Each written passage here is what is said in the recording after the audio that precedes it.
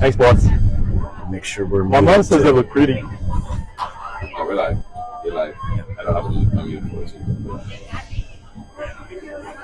You're gonna gesture out and onto the field.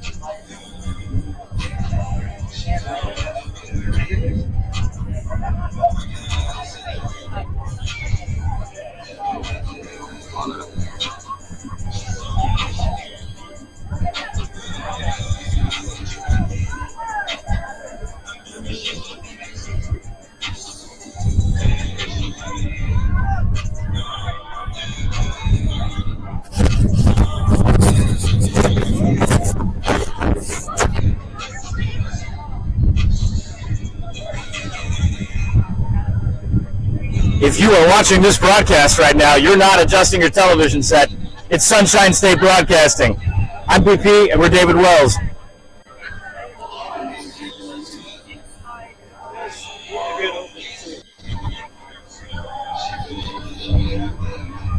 All right, here we go.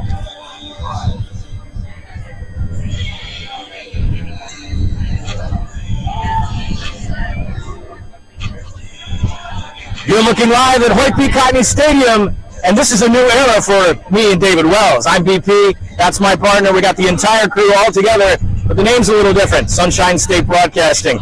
Familiar faces, a little bit different feel on things. Welcome to the new era right here with my boy David. We're back, dude. We didn't go anywhere, but we just changed some things. So happy to be here, though. Orange Park's been a fantastic venue for us to host these Friday night football games, and a fantastic evening tonight. We're at Bartram Trail, a great team coming against Orange Park, who's ready to host a phenomenal event tonight. We're going to get some great faces to come visit us in the booth, as well as some good football down there in the field. Yeah, absolutely. So as we kind of work out some kinks and make some adjustments to our new format and the new outfits. I mean, this was his idea. This was his idea, by the way. I didn't sign up for that later. I kind of acquiesced to it, but no. But bottom line, look at the wireless microphones. I mean, look at all this cool stuff. But anyway, so yeah, we do have a really good game going on tonight. Both teams are looking to bounce back from losses last week. Orange Park coming off a pretty big drubbing against Fleming Island. Bartram Trail coming off a very close game against Creekside, a track meet, if you will, where they fell just short. And that's been kind of the case for Bartram Trail this year. We'll break down some X's and O's, give you a look at what our keys to the game are for this week. Oh, by the way, the Raider Band concession stand. We have a special guest coming from the concession stand during the broadcast to talk about it, and we're going to tell them how much we love it. It's all here for you. You are live on Friday Night Lights on SSB on our YouTube channel, and we will be back right after this.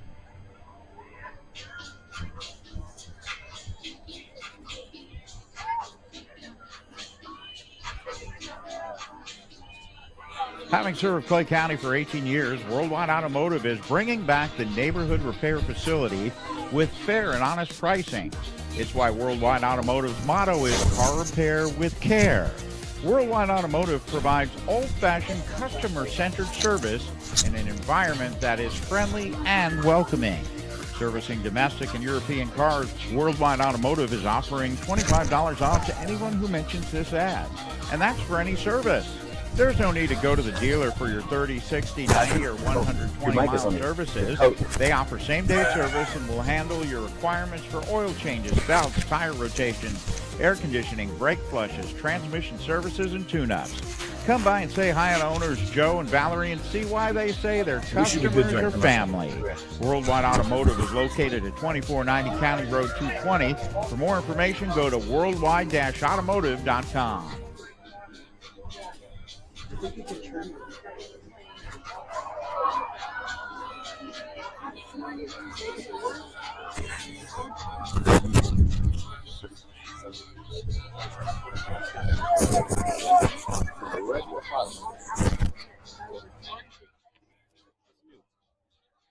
so we're going to have to port it down manually. Okay. Tell me when you're ready.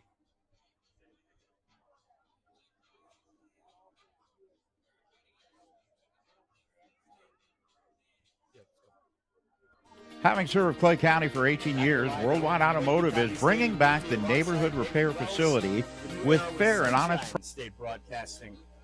Different name, same grind. Different name, yeah, different name, same business. We're still out here doing things with couple of different touches. I kind of like the loose and free microphone tonight. I might move around a little bit more than I used to, but that's okay. All sorts of great things happening here on the broadcast this evening. So let's get back into it. Another trip to Hoyt v. Courtney, another trip to the concession stand for us. We always enjoy Friday nights here, and another great place to kick off a Friday night. It's a gorgeous evening. We ain't got a cloud nearby. The weather is perfect for this evening, and I'm not just excited about the football aspect, David, but I'm excited about what we're bringing back to the community now, because with the new name and a new model comes a little bit different focus for us, not just football, but a bigger community picture for broadcasting in general.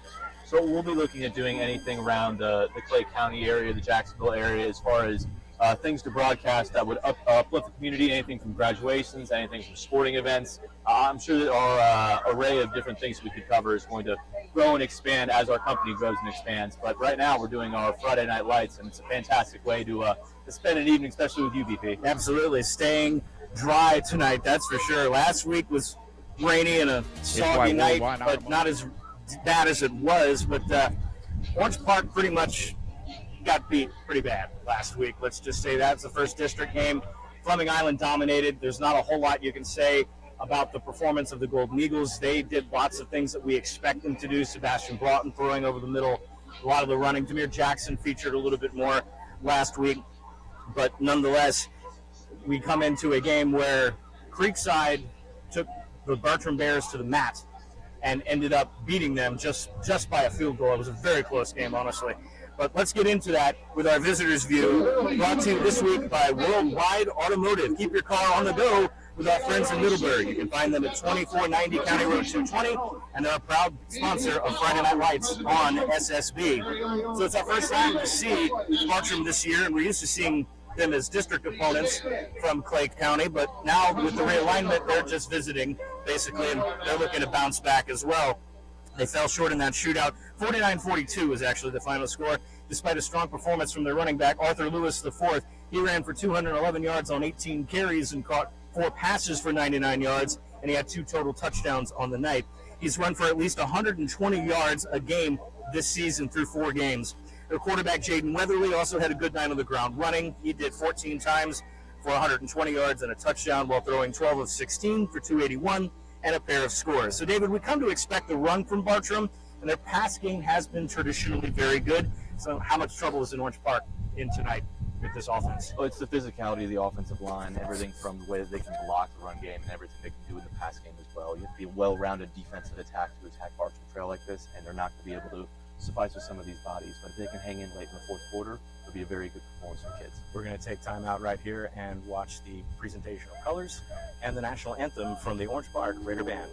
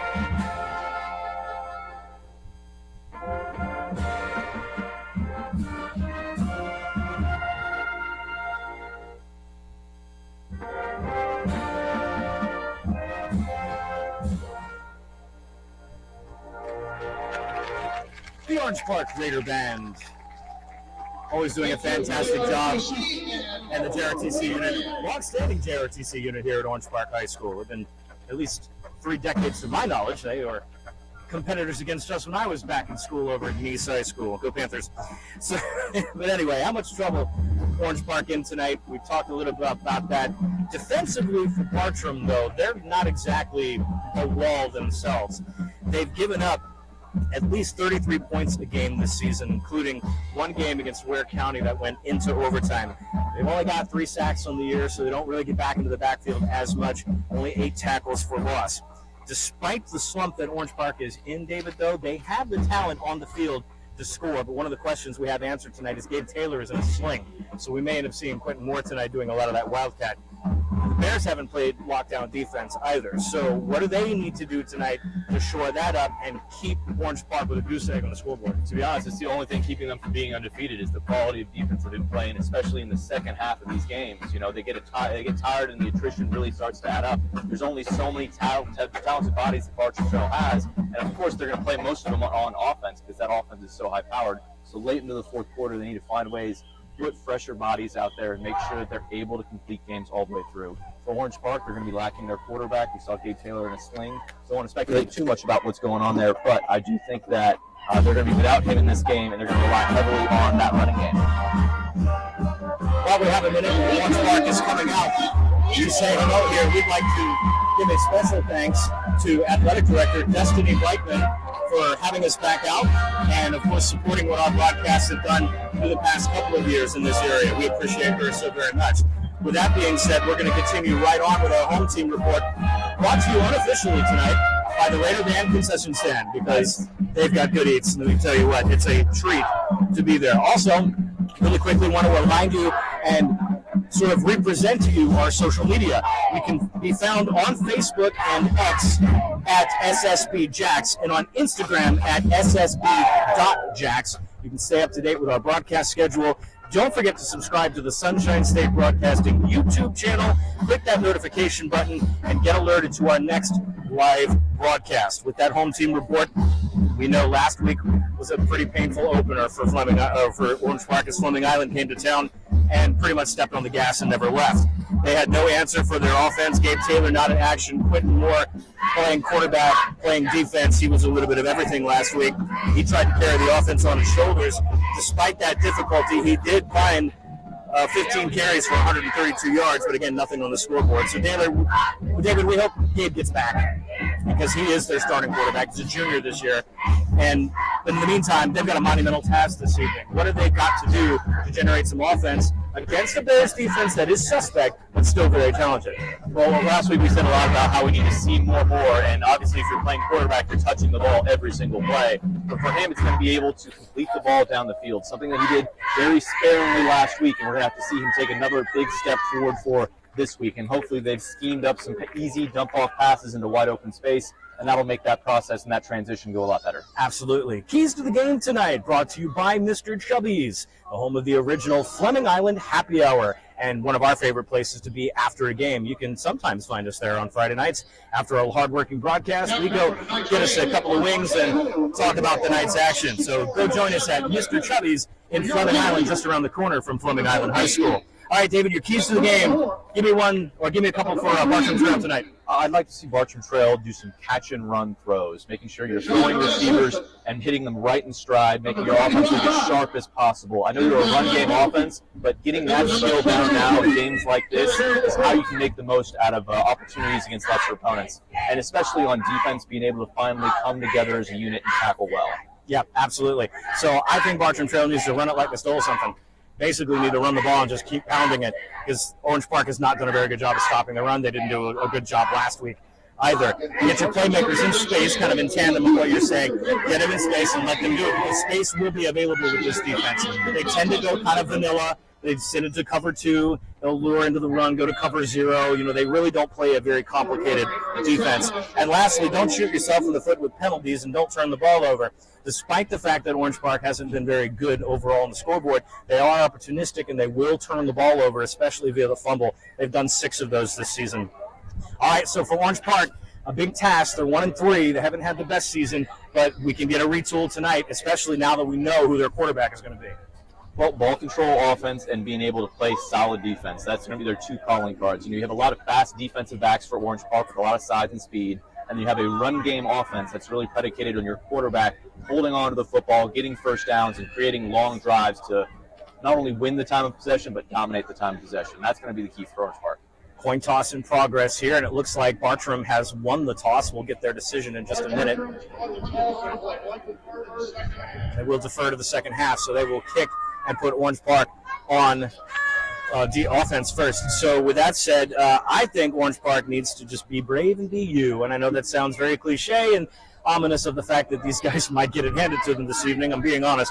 But they need to relax and play their game. Don't look at the opponent. Don't look at the scoreboard right now. You've still got some talent on the football team, and you need to continue to develop it. There's still some youth out here. So get into your play. Like we said last week, get into some day one installs, start running some base offense, and just move the ball as best you can right now. I'm already seeing a size advantage between these two teams as well. BP saying day one install. I have rubbed off on you a little bit. That's We've been working with somebody long enough and managed to bounce up.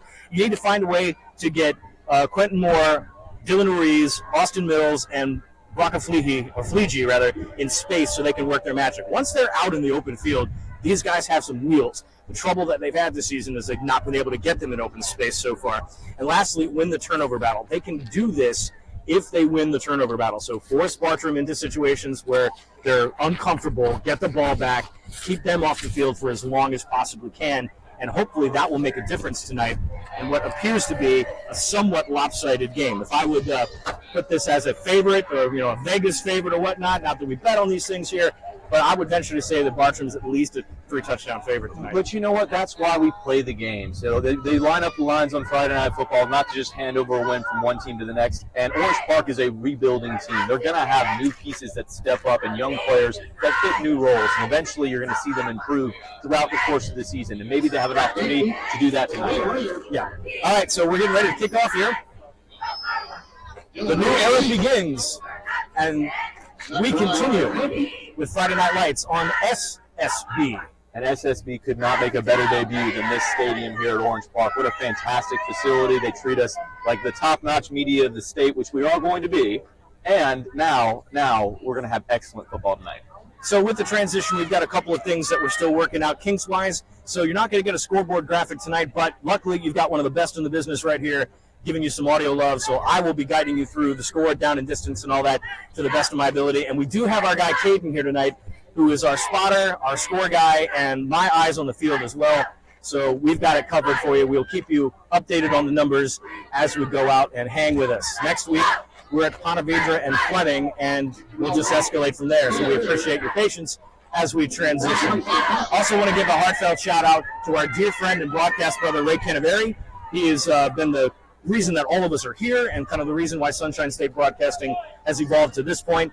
Ray is moving on to bigger and better things, and we are so glad to have worked with him, and hopefully he's watching tonight. I'm sure we'll get a funny message or something from him while we're at Chubby's. But thanks, Ray, dude. We appreciate you, and we're glad that you got this started so we can keep the fire going. That will be returnable. The Raiders will get a couple of yards there to roughly about the 17-yard line, and that's Dylan Ruiz on the kick return. So Orange Park will start just inside their red zone, 1st and 10. So Orange Park has been a traditionally high formation offense, and now because of the change in quarterback, they're going to have to change to a spread look. They're going to have more receivers out in the field and try to play more of a horizontal offense and find seams and holes that way. Quentin Moore comes in. Typically he's worn number 80 throughout the year. He's number 15 tonight, was last week. He comes in as a quarterback. He doesn't have the best arm, but he does have one, and he will run sort of wildcat-type formations in the absence of Gabe Taylor, who appears to have some sort of arm or shoulder injury. We don't have an official report on that. Well, they will come out in 3 wide and double running back, so run a little bit of what looks like a speed option, and this is where Quentin Moore is excellent. He's in the open field across the 50. Going into the 35 to the 34, the 20 to the 10 to the 5, and that's exactly where he's going to get knocked down. And Quentin Moore makes a huge run, and this is the aspect of the Orange Park offense that we were waiting to see. It's the triple option attack to the outside here. They're trying to stretch the field out early and make their opponent make bad decisions. On that play, they take the pitch back. The quarterback takes the ball, puts one great stiff arm into a linebacker, and ends up with a huge run. This is the opportunity we have with Quentin Moore tonight. The Raiders fans on their feet. It is now 1st and goal from the 5-yard line. That was a massive run to start the game. And like I said, David, the Bears' defense is not exactly locked down. They've given up a lot of yards, and they've given up a lot of points. Now, this is also where Orange Park struggled last week with scoring in the red zone. Moore will come in shotgun, gets the snap. They'll give, that is Mills. He'll fake to Mills. Moore will try to take it himself, and this is something that he's got to be careful of tonight, David. He can't run the offense all on his shoulders. He's got skill players that can do things for him if they'll get in space. Those carries will add up and add up fast, especially the way that they use their play call system here, where they run to the sideline, get the call, and then have to run back out to the huddle to regurgitate the call. So not only has he run 80 yards so far this drive, he has an extra 20 yards every snap. 2nd down and 5 to go, goal to go from the 5-yard line. They call it no game. Play clock winding down. We've watched that a lot with Orange Park. They just let the time dwindle down. So they will extend drives, but they have to be efficient about it. You'll have Austin Mills in the backfield to the right side of Quentin Moore. Slide a tight end off to the left. They'll fake. Mills will come around the outside. He's got the edge. They set the edge really well. He's going to get an touchdown. Austin Mills with the worldwide automotive touchdown. And we're so happy that we got that fixed because now we don't have to wait. That is a 4-play drive. I've lost count. I'm so excited that happened. And David, that's the first time Orange Park has scored in 3 games. Well, that was an excellent drive for them. They really set the tone of what they want to do, which is spread out the team and make that defense run. There's one thing that Bartram Trail is not going to have that Orange Park does, is team speed on defense. Absolutely. And that was what they wanted. They set the edge really well on that play, and Mills got around the corner, and all he had to do was just wiggle his way to pay dirt. Comes at 10:21 to go in the first quarter, and an opening drive touchdown for the Raiders. Something they haven't done in quite some time. Snap, kick up, and that'll bloop right across. A loud cheer from the Raider band. That's an Orange Park lead. Let's go. Orange Park has a first possession lead for the first time in several weeks. This is good, and this is what I said, David. Be positive, play your game, stay in your wheelhouse, don't do anything special, and just let the chips fall where they may. And Bartram kind of gave him a gift. Don't expect it to happen again, I imagine, but that was the drive you wanted. Well, now if you're Orange Park, you got to think full-blown attack on offense and on defense here. You have to be aggressive with this offense and make sure they don't get into those third manageable short yardage plays because they'll bob it down the field or just run it down your throat. Absolutely. So we'll get a kickoff here, and we've got a 2-man set deep. And our special guest is actually making his way up here from the Raider band. And we are so happy to see this gentleman right here. Come on up, Brett. We'll see if we can. How's it going? Dave, nice to meet you. See if we can get our third microphone. Check. I'm not sure if that's. We'll have to go. We'll just give him one of these here. So I'm gonna double dip here. Pronounce your last name because I don't want to mess this up. Everyone, last name is Garrette. So this is Brett Garrette, director of bands here at Orange Park High School. Now, the reason we've asked you up here, of course, not to mention the band is awesome and they do a really good job. Thank you. But we have become terribly enamored with the concession stand across the way. And we have done a taste of the town as we have a kick return here. That's going to get a big hit right down to the 30-yard line, across the 30 to about the 32-yard line, and that's where Bartram Trail's offense will take over. So, but we've had the couple of weeks that we've been out here and the couple of seasons we've been out here, we've absolutely loved what you guys do over there. So tell everybody out there who's watching tonight how much going to the concession stand actually supports the Raider band. Yeah, well, thank you for the opportunity, first of all. This is really great. We appreciate the exposure. So we have the away concession stand, and it's a big fundraiser for the band. We pay in band fees, but the concession stand profits also help to supplement and bolster our budget so that we're able to do more for the students with materials and instruments and instructions. I'm really proud of that group over there. It's a bunch of parents, a couple teachers, some work here at Orange Park High, and they've come over the summer, they clean it out, they paint it, they restock it, we make sure that we're on top of our orders, and we got tasty food for everybody in the stadium. Orange Park's defense getting into the backfield, a huge stop by committee by the Raiders. And I just have to say, the energy of the band is phenomenal. The students have been so lively every single time we've gone over. It's one of our favorite bands to cover every time we cover Orange Park games. Absolutely. Thank you very much. Yeah, we work really hard during the week, and then Friday is just a celebration of our hard work, and we're going to support the team whether we're winning, losing, tied.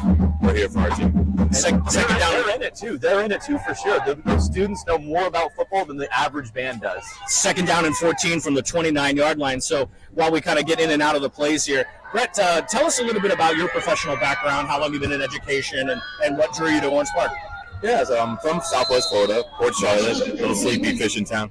Went to Florida State. There you go. For music ed, go Knowles. We're not off to a great start. Marching Chiefs all the damn time? Yeah, there you go.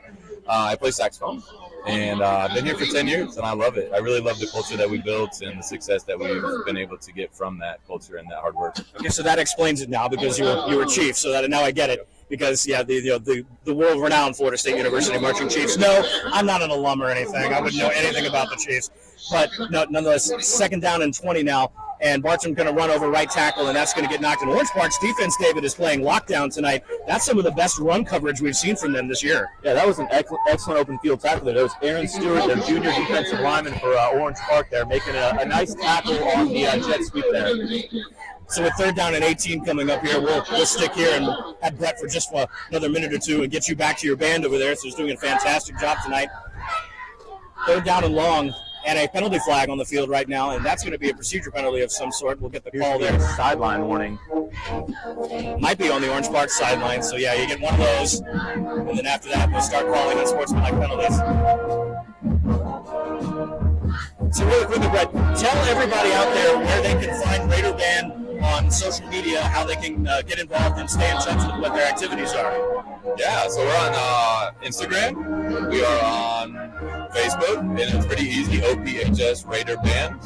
And you'll find all kinds of stuff. We're actually currently finishing up our Insta Raise campaign. So if you really want to help the band, in addition to going to the concession stand, you can just make any kind of donation. It's going through this Sunday night. We would really appreciate it. That's going to bring up fourth down for Bartram and an incomplete pass into nowhere. Thank you so much for coming by. We appreciate you guys so much and adding to the atmosphere of Friday Night Lights. Absolutely. And go Knowles. Hopefully we're going to win this weekend. My goodness gracious. And the Cal Golden Bears. Yeah. And if at any point you accidentally teach them to slip the war chant in, I won't say anything. That's fine. Thank you very much for coming out. We're going to be over to the Raider Band concession stand ourselves at halftime and get some yummy food because they do a great job over there. We're all honored to do that. You couldn't stop me from going over to the Raider Band concession stand. That's absolutely. And it's such a nice ring to it, too. All right, so fourth down and 18 from the 25-yard line here with about 8:46 to go. Have a stoppage in play as now that we're fully invested in what we're doing here. But we appreciated that opportunity, and I want to thank Destiny Brightman, the AD here at Orange Park, for arranging that for us. We have been pushing them without them knowing it this entire time, and we absolutely love what they do here. So, and we love music. I'm a music kid myself, so I appreciate the band for all they do. We got a punt coming up here, a little end over end that's going to bounce just across the 50-yard line and end up out of bounds. No deposit, no return. And Orange Park will start their second drive in really good field position, David. Let's not belittle the effort of that Orange Park defense, forcing that 3 and out, getting the ball back to their offense. And again, they're going to try to take down all the rest of the clock in this first quarter based upon their run-heavy scheme. 8:40 to go here in the first. Bartram Trail uncharacteristically stifled. And like I said, David, these guys have a really good run game in the first part. Must have gone to some film study on this one and really keyed in on that first drive. A little extra film study, they might be able to block a punt for Bartram Trail. That was a real slow snap on that They punt. are very good at doing some special teams blocks now. We've seen some excitement here. Quentin Moore will give it across to Dylan Ruiz. He runs into traffic, and Bartram had that one set on the edge very well. That's going to bring up second down and about 11, maybe 12. We'll get the official spot in just a minute. And then that long walk over to the numbers to the coach to get the play right away. On that play, Ruiz has got to realize when to cut your losses. There was some penetration up the field in front of him, and he decided to bounce around it instead of cutting upfield. And all of a sudden, he ran out of real estate and lost yardage. Second down and 12. They'll mark it at their own 45-yard line. Coming up on the 8-minute mark. 4 wide receivers now that go trips to the right of the formation. Get a snap. That's a little low snap, and that's a bobbled football. And Moore does the smart thing and just falls on top of it to kind of prevent that from getting ugly. So it's going to be 3rd and 14 right now. That's unfortunate. It feels like, especially at the beginning of games, you have 10,000 things going on, and sometimes the simplest thing, like the ball with a snap, quarterback and center exchange, gets botched like that. I saw his eyes pop up instantly before he had a full securing of the snap into his hands. Then he tried to give it to the running back. The ball hit the ground again. It's just a rough day. You move on to the next play. You got to get it out of your mind, move on to the next. 3rd down and 15. They'll come back out of that same formation. Mills will come out sidecar to the left of Quentin Moore. They'll get a snap. He's going to drop back to pass. Rush coming in, well blocked, flares it out, and an incomplete pass.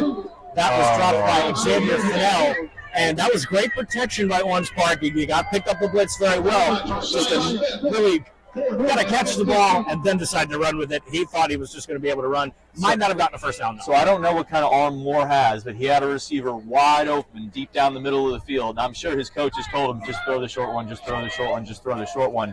But it's there, and they were lulled to sleep on that play. They could have got a deep shot down the field. 3 and out for Orange Park. Bronco Felici is your punter and a wide receiver.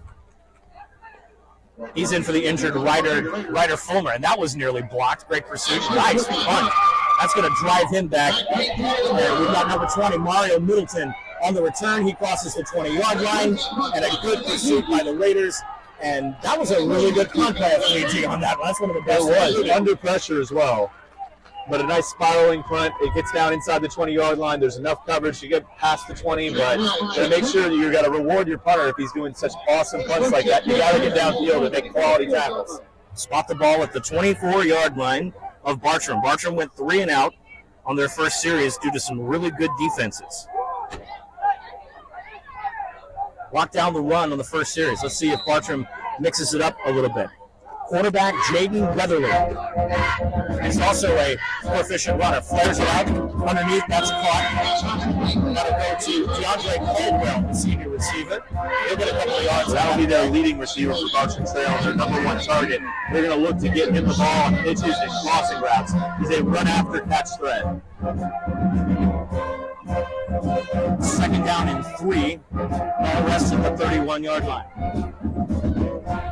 Bunch everybody up on that screen here. Gets it over, tries to cut up the middle. That's a great run block. And here he goes. It's Arthur Lewis IV into the open field. Crosses the 30 to the 20 to the 15, 10, 5. Touchdown. Bartram. And just like that, the Bears do what they do. Arthur Lewis with another rushing touchdown. I mean, I would say there was some missed tackles there, but honestly, they weren't even close enough to touch him. He was so elusive and so electric in the open field there. I think he only actually broke 1 actual tackle, and then it was all speed after that.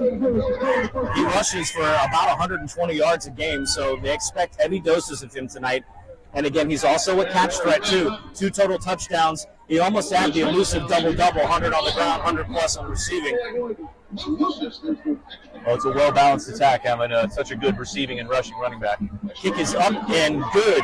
Tax on the extra point. Lucas Floyd with the kick. With 6:32 left to go in the first, it's all mounted up at 7. David, I love doing this, and I love that we're still doing it. But we want to remind everybody that they got to go to our new YouTube channel now. So, absolutely, subscribe to our newest YouTube channel, Sunshine State Broadcasting. If you're looking for a YouTube URL, it's youtube.com/@Sunshine State Broadcasting. We're also on Facebook, Instagram, and X. You can follow our social media. I'm told you may get a TikTok at some point. We'll have to see how that turns out. I'll be on that, BP. You'll get a couple of shots of me on the sideline. Yes. And maybe with a hamburger from the Raider Bacon concession stand. Oh, that's going to be delicious. You know, love those guys. Thank you so much. Hey, Eagle Band 1, you're next. We're going to Fleming Island next week, back to the Rock to familiar territory over there. Conometer and Fleming will go back to district play. The Gold Eagles are off this week.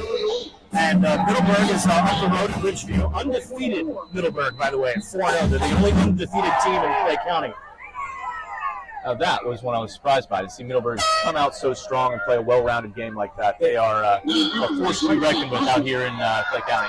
Got a return on here. They'll find a little bit of the hole. Dylan Ruiz will get to about the 25-yard line. Just going to stop it. Oh, no, that is about the 20. 1st and 10 Raiders, and Dylan Ruiz gets bunched up and stopped there. Yeah, undefeated Middleburg. That's crazy. I didn't expect that this season. So they have much improved over last season. Also in the area, we'll be paying attention to the rest of the district right now. We'll have some district scores for you tonight on Instagram. I'll give you a district recap. And we got a lot of interesting games in this district. And my game of the week, I know I kind of put David's name on it too, just because, but I think it's our impact game of the week in the area. St. Augustine and Nice. A battle of undefeated teams. Nice was a state runner-up last year. I watched them play that game against Mainland and lose the heartbreaker. But listen, St. Augustine has been for real, and Nice this year is for real. Both teams 3-0, and they're playing at St. Augustine tonight. So into the Jackets' nest go the Panthers, and they're going to try not to get stunned. They're traditionally not very good against St. Augustine. The Jackets have a lot of the edge in that series, but Nice has been on a roll. They beat Ponte Vedra for the first time in a while, which is huge for them. Can they beat their next and biggest St. Johns County rival tonight? Well, they've changed their offense quite a bit. Now they're spread attack. It's much more in a groove now that they're in their second year doing this kind of style. And now that they're going to see a high-powered offense in St. Augustine that's always had this up-tempo attack, it's going to be points and points and points. So one we're definitely paying attention to.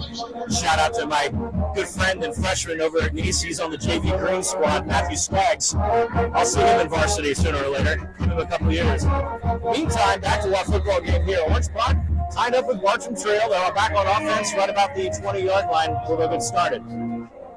Quentin Moore, again, at quarterback, in for the injured Gabe Taylor. He's already got a massive run on the night. Flag on the play. It looks like they're going to get a shift penalty or procedure. That's exactly what happened. So that's something that Orange Park can't do tonight. They can't shoot themselves in the foot with penalties. Yeah, that was a killer 2 weeks ago and last week, seeing that they botched away opportunities to score, and they'd even given their opportunities back to their opponents when they had gotten them in stops and third and longs, and all of a sudden you blink and they have opportunities to put more points on the board, and ultimately it led to a couple running clocks. First down and 15 now on the penalty. 6:25 to go in this first quarter. We're not quite to the halfway point. We've had plenty of action so far. 3 wide. Moore will get a snap, and another low snap gets up the middle. Bartram pops that one real quick, and those low snaps are setting off the rhythm for Orange Park. If they can get that right into the hands, I think they got a better play there, David. It's low and it's slow. You know, that actual millisecond between when the ball gets snapped and the quarterback has it in his hands needs to be as fast as possible, because the defense is already getting a step towards you and you're still waiting on the ball to come and hit your hands. That's tough. That's really making it difficult to operate as a fluid and consistent offense. So Caden is our man on the scene here, doing a little investigative reporting. And he has told us that the word on Gabe Taylor is a broken collarbone. Oof. So that is likely a season-ending injury.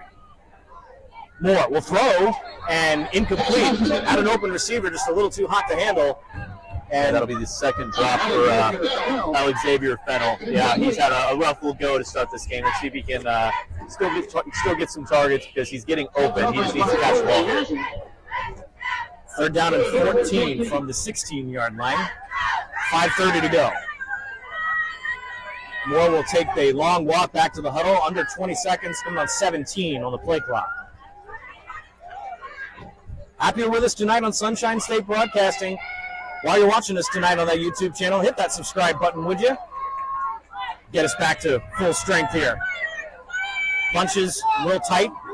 Moore drops back, has an open throwing lane, a crosser. That's caught. He'll get a couple of yards. Might not have gotten to the original line of scrimmage. In fact, he'll be about a yard short, and that's where Orange Park will go 3 and out.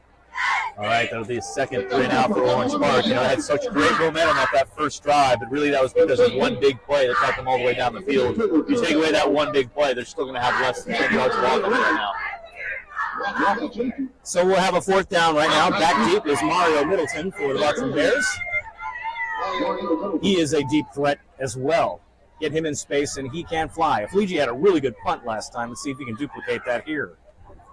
They're coming after it. High snap. They're going to get it, and he's just going to run a ground ball. That's not the punt you wanted. That is live, and Bartram will pick that up, and he'll get tackled immediately. He might have gotten 6 yards on that punt.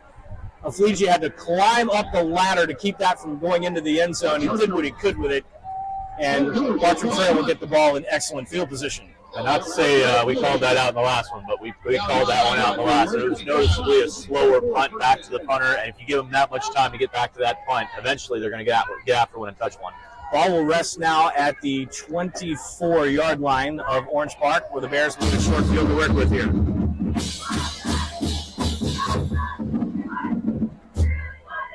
We have a snap, and this is a quarterback keep all the way, and playing a little wildcat is the backup quarterback, Colson Baum. Now, I haven't seen them run too much of the two, at least from the video we've seen of them. So it looks like Leatherly and Baum will share quarterback duties for a little while. When they were warming up the pregame show, I made a note about how they were switching off, actually. They were taking even snaps back and forth of who was going to be the thrower, who was going to be the running quarterback. It looks like they're going to be trying new wrinkles here while they have the opportunity against Orange Park. Baum did throw a couple of passes last week against Creekside, but he was not the primary passer. Play fake, that was deflected, and that may have been intercepted, and it was. Hey, what did I tell you, David, about the turnover battle? Turn the ball over, you've got a shot. Orange Park deflects the pass, and the Raiders are back in business after the one punt. Well, sometimes the ball bounces your way. This time it literally does. A tick pass ends up right into the hands of the defensive lineman, and I'm sure that's the highlight of his whole year. I got the ball, guys. I got the ball. Unfortunately, I didn't get a number on who caught that one, but it was a big man play because that was right at the front line. Number 52, Jaden Blyton. Excellent interception, good deflection. Baum's pass looked a little wobbly as it came out, and looked like somebody up front got a piece of his arm or maybe the ball as well. And now Bartram will have to play defense. Let's see if Quentin Moore can come back out here and marshal the offense into a better spot.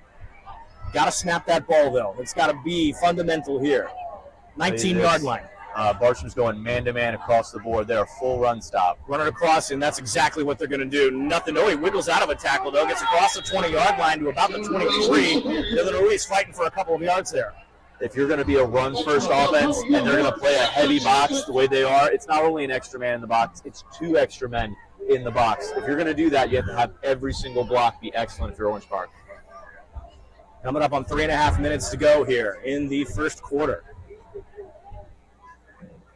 All rest at the 23. It'll all be about sealing edges and creating extra play opportunities. What I mean by those extra play opportunities is one block taking care of 2 defenders. Come out in 3 wide receivers on 2nd and 6. We're going to clap and a snap, fumble the ball again. He's got to take it himself, but finds a running lane. And here he goes again. Takes the joystick and moves a little bit across the 40-yard line. A regular slide move down to the 44, and oops, turns into an improv first down for the Raiders. Well, there was the C's parted as soon as the snap hit the ground. They expected it to be an outside sweep to the right, and all of a sudden Moore looks up and there's a big hole right in front of him and decides to run right through. Under 3 minutes to play here. Spot the nose of the football right at the 45.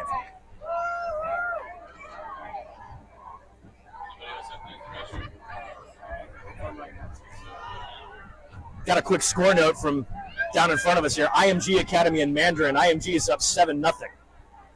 Have some more scores a little later. Another bobbled snap. That one turns into a quarterback power run. He'll get across the line. And I'm telling you, Hugh Moore is fighting for every yard he can get tonight. Yeah, I'll tell you this. The Bartram Trail defensive backs and linebackers here are going for a ride every single time they're trying to make tackles. It's called stopping power for a reason. You got to be able to hit offensive players and stop them dead in their tracks. And that's really something that Bartram Trail is struggling with early in this game.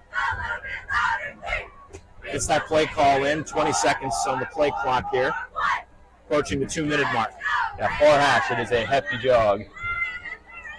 And I'm sure that's a player development thing. I mean, it's not like they don't do this with any other quarterback, because Taylor was doing it as well. Maybe they're cognizant of signs and whatnot.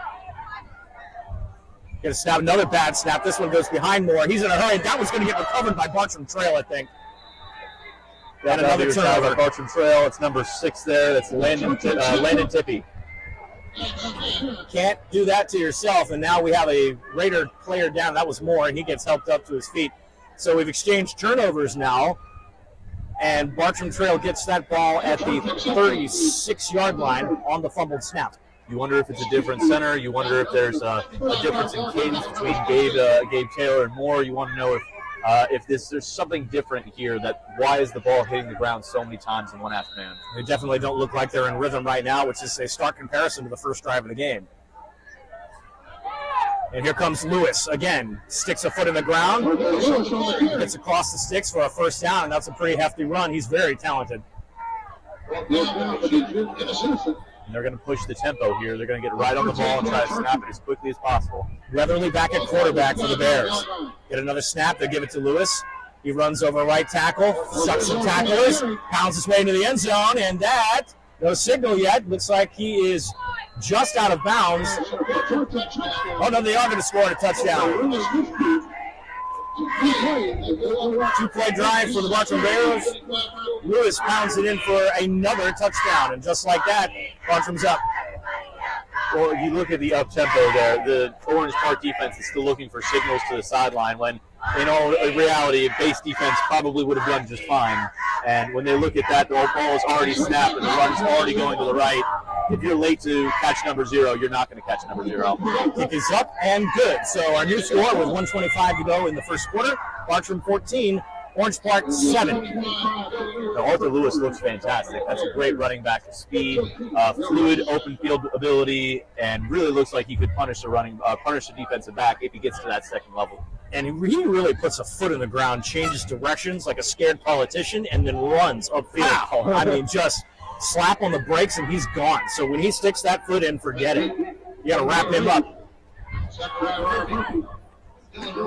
So just like that, we've had turnovers, we've had touchdowns, we've had a pretty long first quarter. If you're just tuning in, we've got a good one for you so far. Orange Park has scored for the first time in a couple of weeks, and they did it in style with a great Quentin Moore run.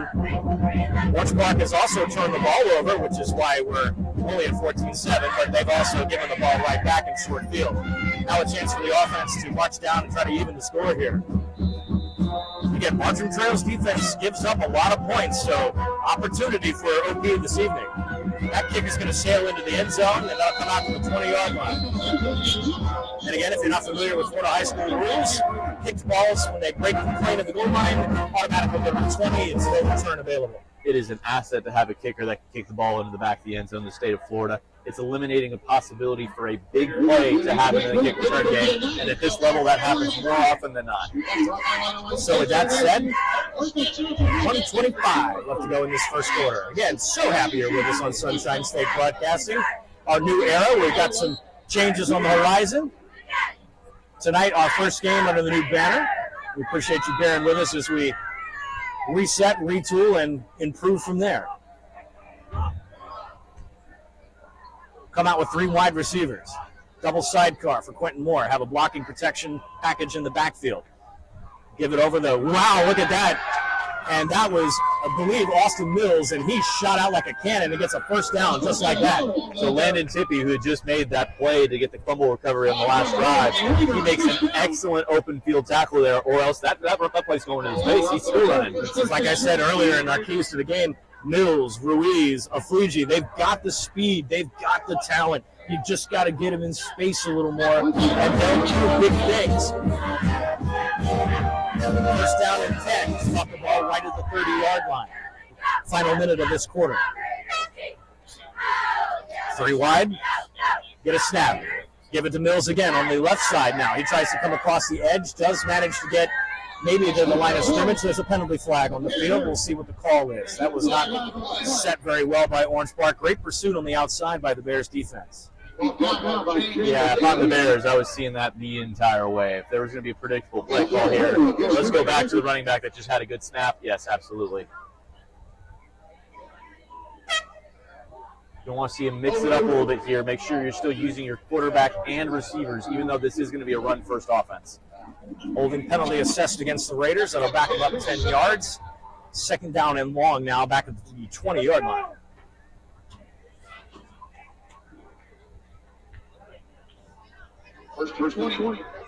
And again, for our fans that have watched us before on our Florida Sports Broadcasting time, it's basically the same team. Producer, director Courtney Wallace. We've got Garrett on the top in the crow's nest. We've got Aaron to our right over here on camera 2. Caden's still up front doing what he does best. And you've got BP and David Wells, the voice of Friday Night Lights, here with you.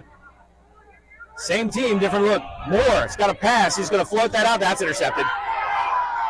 Number 31, Josiah Smith, was waiting in center field to catch that one, and another turnover for the Raiders, and that was devastating.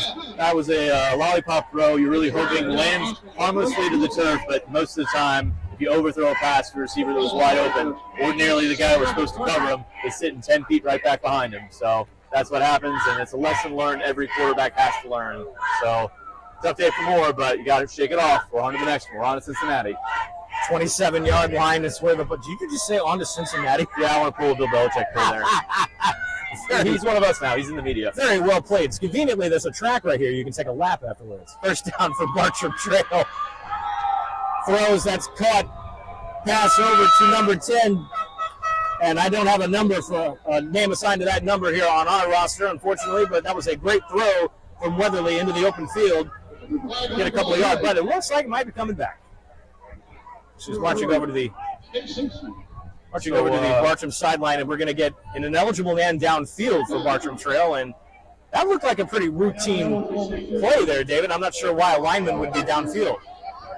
It's the combination of the RPO that they have. They don't know whether or not they're going to be running or passing, so those offensive linemen are aggressively trying to get to their assignments. Sometimes that'll be a linebacker 2 or 3 steps farther than they should go. They need to realize that they hold to that point, and then attack at their assignment.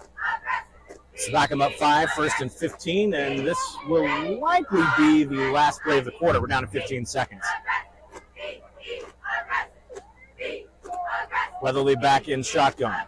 Takes a snap, drops, got plenty of time, takes it up himself, runs into an Orange Park defender, right smack into Jaden Jackson. Yeah, I don't know if his vision was the best on that one because he ran smack dang into that defensive tackle. That will do it for the first quarter of play. Right now, turnover battle. The Bears have only lost at 1. Raiders have got 3 turnovers so far this first quarter, and that's not going to help them right now. I'll tell you what, let's take a quick commercial timeout. Catch our breath, and when we come back, we'll have the second quarter of this game. It's Friday Night Lights on SSB. Look at me missing my consonants. SSB, and we'll be back in a minute.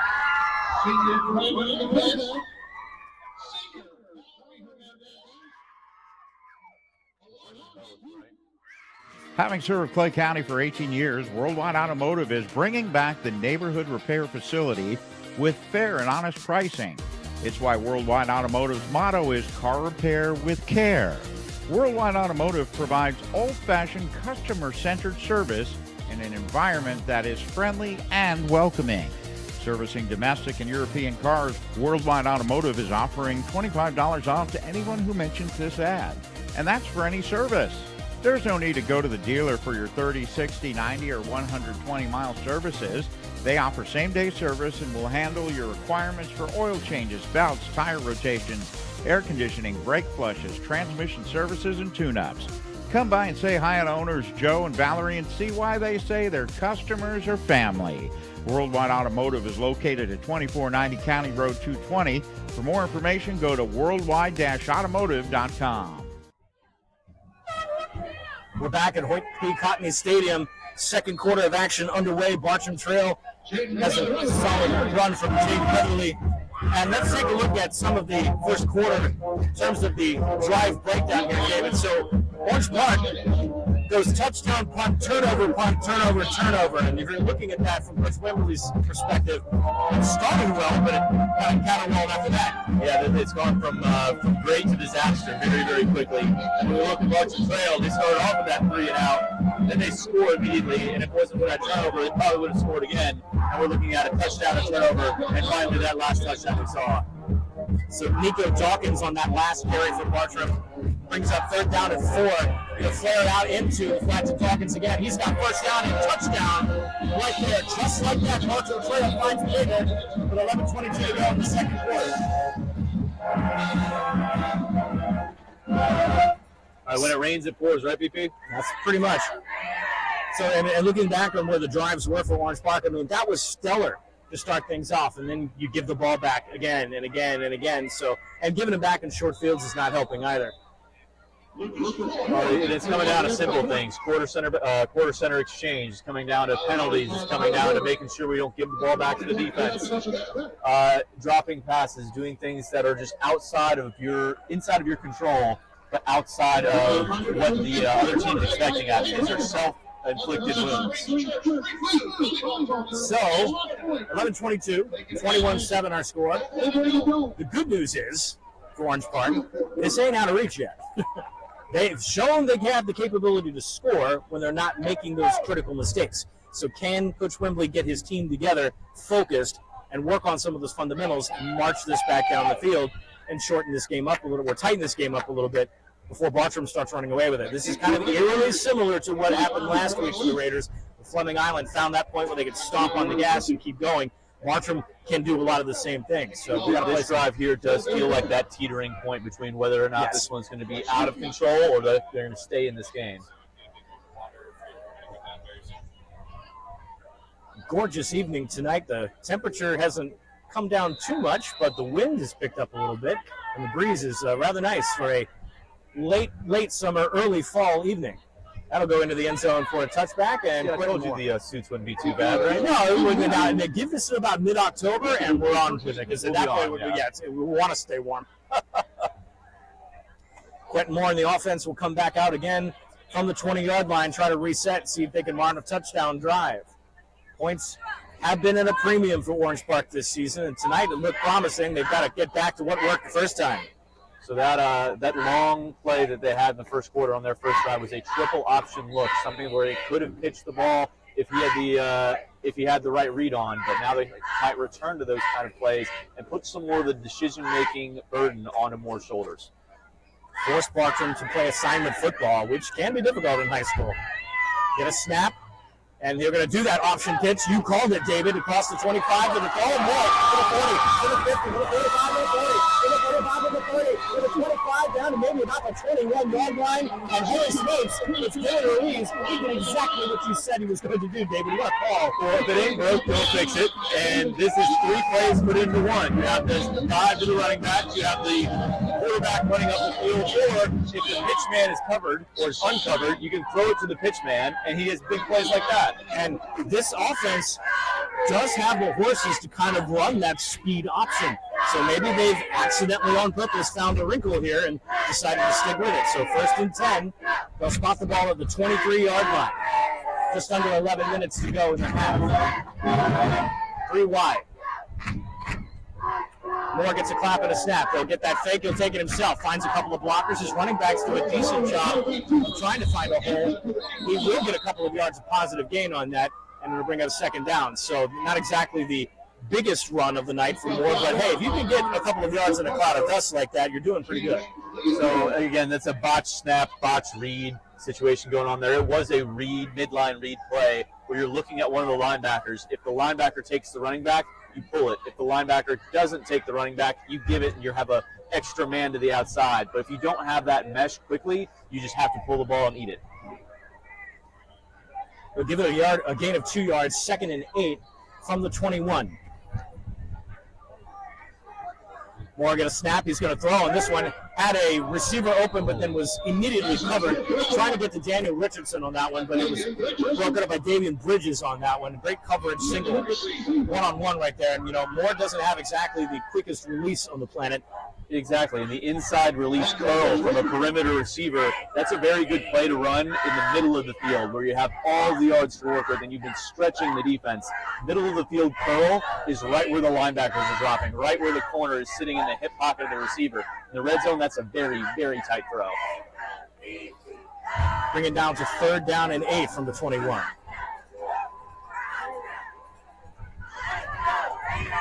Still stay in that 3 wide receiver set. Get a snap, better one this time. They'll run that option. Moore will try to shake it a little bit, wiggles out. Don't think he had a pitch on that one, but he'll maybe get a yard, I agree. So he outran his pitch man there. The pitch man was late to react to the snap and didn't get to that magical 1-by-4 relationship. You want to be 4 yards away from your quarterback and only 1 yard behind him. If you're right there, that pitch is easy to make every time. So we're in no man's land right here, so it's too short to punt, and they probably are not willing to test the field goal kicker, so they're going to go for it on 4th down and call it 4th down and 7 from the 21-yard line. Which, even though this drive has a lot of momentum, missing this 4th down is going to kill most of it. Some confusion on where they're lining up here. And Moore will get everybody settled down. Play clock is going to go down to 0, but they make it. Moore's got a throw over the middle, and his receiver falls to the turf.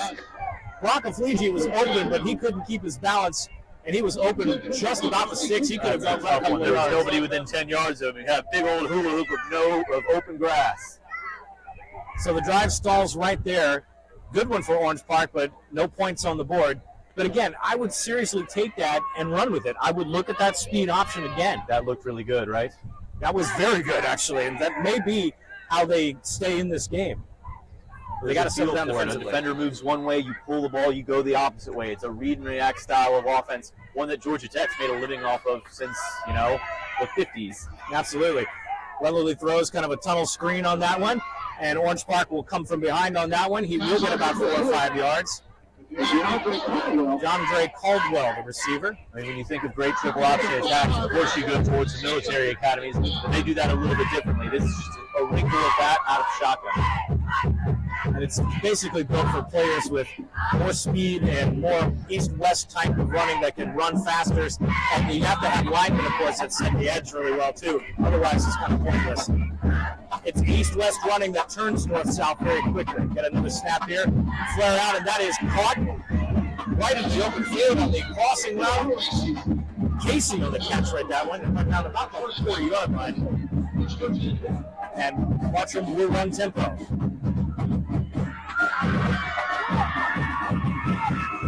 Three wide. Look at a snap.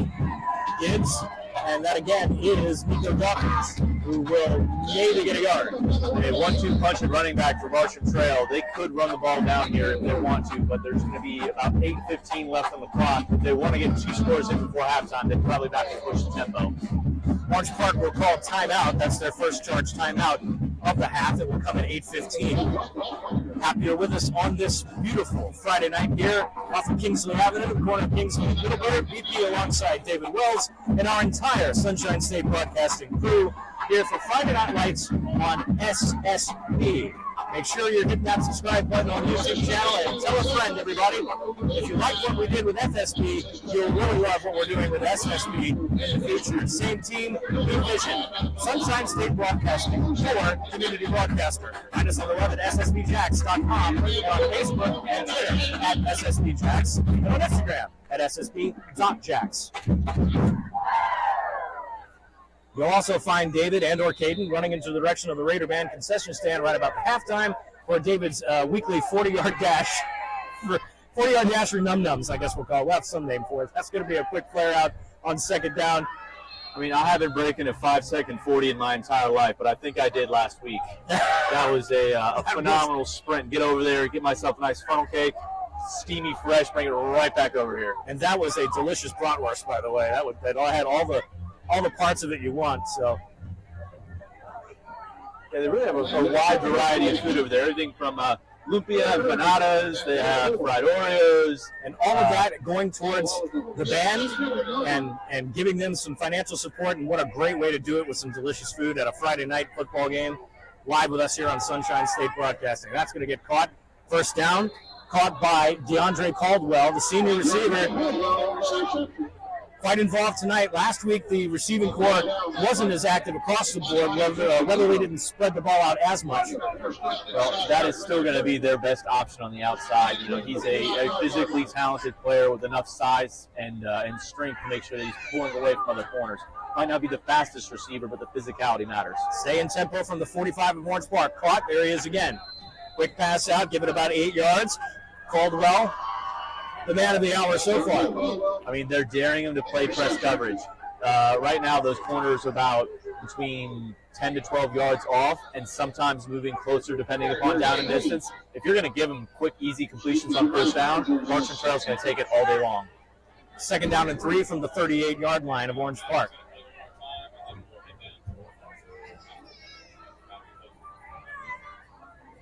Get a snap here. Nico will take that one.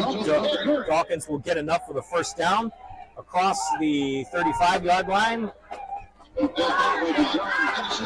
Now you're going to see Bartram Trail take their time now. Now they're going to want to try to burn as much clock as they want to and see if they can limit down to one extra possession after theirs. First down from the 34. High snap, they fake, throws, and that is out of the reach of Caldwell. He was wide open on that curl, too. That's when you want to hopefully put on the body there. You're going to trust your receiver to use his size, and use his hands to not only box out, but get a rebound type throw on that curl. Second down and 10.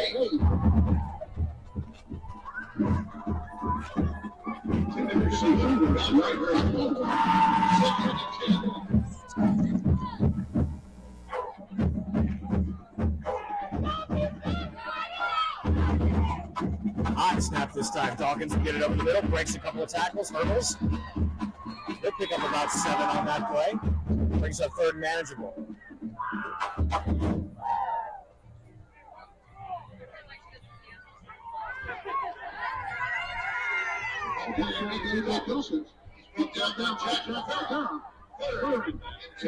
Spot the ball at 26-yard line. Now we have a stoppage play here. Looks like they did not have what they wanted. So a charge timeout there. That's their first of this half. It comes at 7:01. Well, if you're Orange Park, you're thinking about making sure you limit this drive to just this possession right here. This third down is going to be huge for you. Then a score report from around the area. Middleburg right now in the second quarter, leading Ridgeview 14-zip. Oh, a potential 5-0 Middleburg? 5-0 in Middleburg, and they have yet to play a district game. So if they could clear their non-district schedule undefeated, that could be interesting. Our predictions for the district with 5A3 may have flipped on their heads at that point if Middleburg can stay unbeaten. I mean, that's a phenomenal way to garner momentum, get your team around you, and then as soon as you play these important games, you have them back to back to back to back. There will be no cupcakes in between. Clock stopped with 7:01 to go in this first half. Bartram coming out of a timeout. Third down and 2 from the 26. Get a snap. That might have been a false start. Those guys were leaning a little early, but they're going to run a wildcat right now. Get first down yardage, push the pile. He's still going. Crosses the 10 to looks like about the 8-yard line, and that'll be enough for first and goal, Bartram. There's surely a lot of twitch there in Lewis. He is a very dynamic athlete. He's a smaller back with a lighter lower half. He's still so powerful in the way he runs the line of scrimmage. Lewis is going to take it again from Wildcat. They're going to get him in the backfield, and the Raiders are going to try to swarm him. They will manage to get him, but after a couple of yard gain, he is a little wily on that. Very, very slippery. Makes a 2-yard run look like a highlight reel play. Another score update right now in the second quarter with about 10 minutes to go. St. Augustine 14, Nice nothing. Yellow Jackets doing what they do. Come on, Panthers. Yeah, tough blow to your alma mater early. Oh, man. I was hoping for the double whammy. Second down and goal coming up on 6 minutes to go in the half.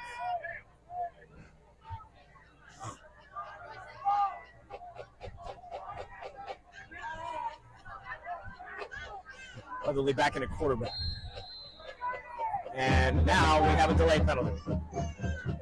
Yeah, big old digital play clock. It's right in front of them there. That one's tough. Not a whole lot of excuses here. This is a beautiful stadium. It has state-of-the-art technology, including one of the most classic and gigantic play clocks I've ever seen.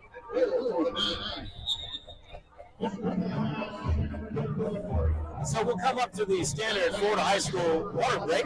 Comes at 5:54 to go. We will take a commercial timeout right now and visit with one of our sponsors. Again, your score, 21-7. Bartram Trail driving again. We'll be back after this on SSB. Having served Clay County for 18 years, Worldwide Automotive is bringing back the neighborhood repair facility with fair and honest pricing. It's why Worldwide Automotive's motto is car repair with care. Worldwide Automotive provides old-fashioned customer-centered service in an environment that is friendly and welcoming. Servicing domestic and European cars, Worldwide Automotive is offering $25 off to anyone who mentions this ad. And that's for any service. There's no need to go to the dealer for your 30, 60, 90, or 120-mile services. They offer same-day service and will handle your requirements for oil changes, belts, tire rotations, air conditioning, brake flushes, transmission services, and tune-ups. Come by and say hi to owners Joe and Valerie and see why they say their customers are family. Worldwide Automotive is located at 2490 County Road 220. For more information, go to worldwide-automotive.com. Welcome back to Friday Night Lights on SSB. PP alongside David Wells. Got a completed pass. And Bartram Trail marching down, trying to score again for the fourth time this game. And this has not come off a turnover in the literal sense of the word. Come off a turnover on downs by Orange Park. They have marched down the field. Third down and goal from the 4. Weatherly back snap, throws it into the corner. That is caught, and that is touchdown. And Nico Dawkins gets his first score of the night for the Bartram Trail Bears. Nice little pre-snap read there. The safety hit came to cover the slot receiver, and he was still 10 yards off of him, even though they were on the 4-yard line. So they're going to run a quick out, make sure they get just in front of the goal line, score, and make an easy score. Comes at 5:18 to go here.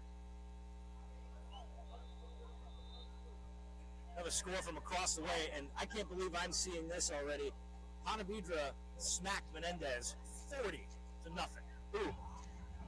That is a talented team. We're going to have that game for you later this month when Ponte Vedra plays Plumbing Island, a district clash for the ages at the Rock. Extra point is up and good. And our score is 5:18 to go here in the first half, 28-7, Bartram. For those of you who are not familiar with Florida high school football, we do have that running clock thing that happens, but only after the team in the lead has a 35-point lead. I believe it also has to be in the second half, correct? Yes, in the second half.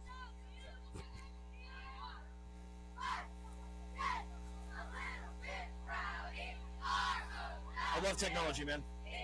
I think I have adjusted it to the pristine level now. If that thing doesn't have to move anymore, I'll be fine with it tonight. Well, if it matters, I like hearing you talk, PP. Hey, you know something, that's great, but nobody else heard most of that, so we'll have to fix it. Don't worry about it, we're getting there, guys.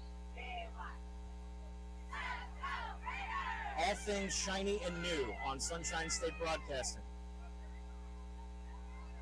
We hope you're enjoying the camera views, however, because we have a really good crew of camera team giving you all these shots tonight.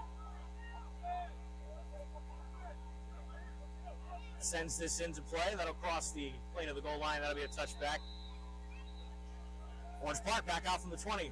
We got such a weapon to have a kicker like that. Just to be able to consistently take away the best player, having an opportunity with blockers in front of him. It's always big to have touchbacks like that. So Quentin Moore comes back out at quarterback.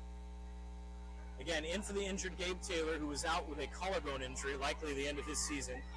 This was his junior campaign, so he will be back.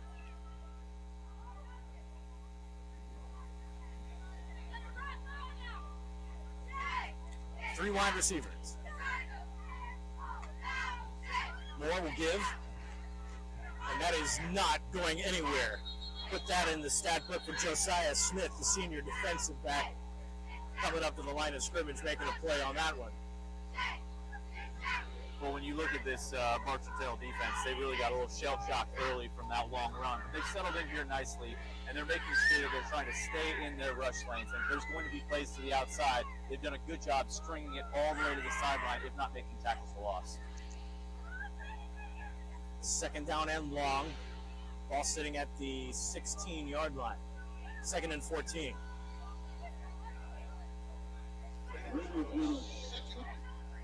Let's stay three wide. Gotta stay in their base formation. Get a snap. They'll run the option again. Nice pitch into the outside. And that is Austin Mills.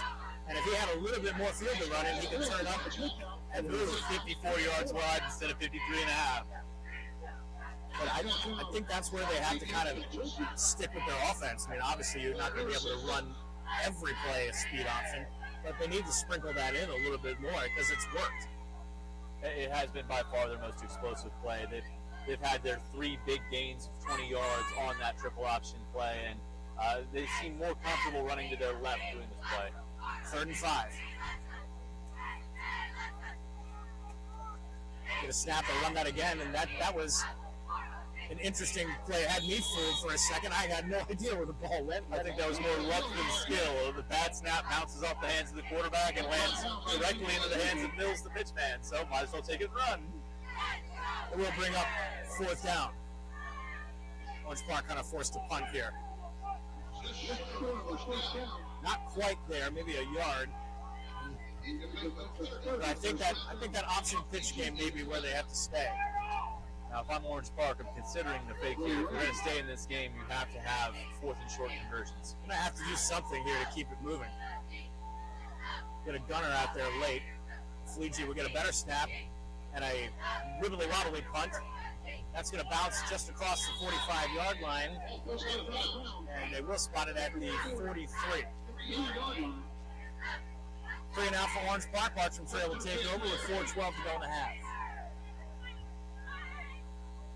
Well, you're looking at the Bartram Trail offense here. They've operated pretty well with their short passing game and taking what the defense gives them as far as a conversion up the field.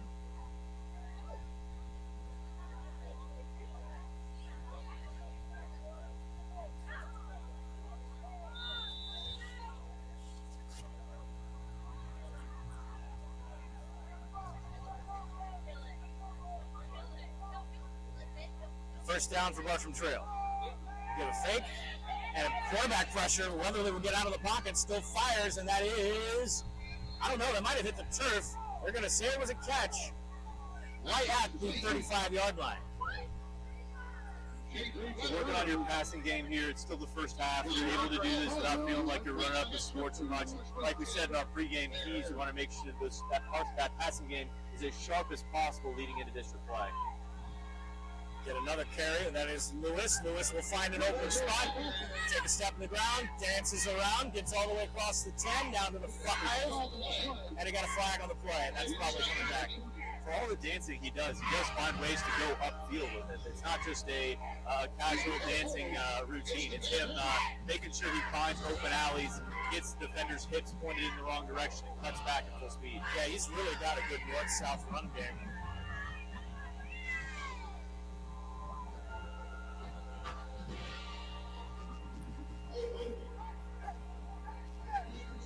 It's going to be holding on Bartram Trail to back that up. So a fantastic run. Negated.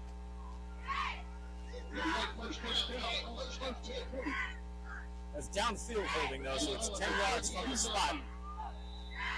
First down and 2 to go.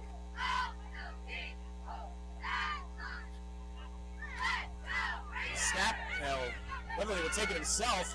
He's got a one lane, and he's a pretty big load to run to. They're going to cross the 10-yard line about the 9, and that's first down Bartram. I don't know if that was an intentional high step or a visible limp. It looked like he had something going on in his gait there as he was moving upfield. First down and goal with 3 minutes and 30 under.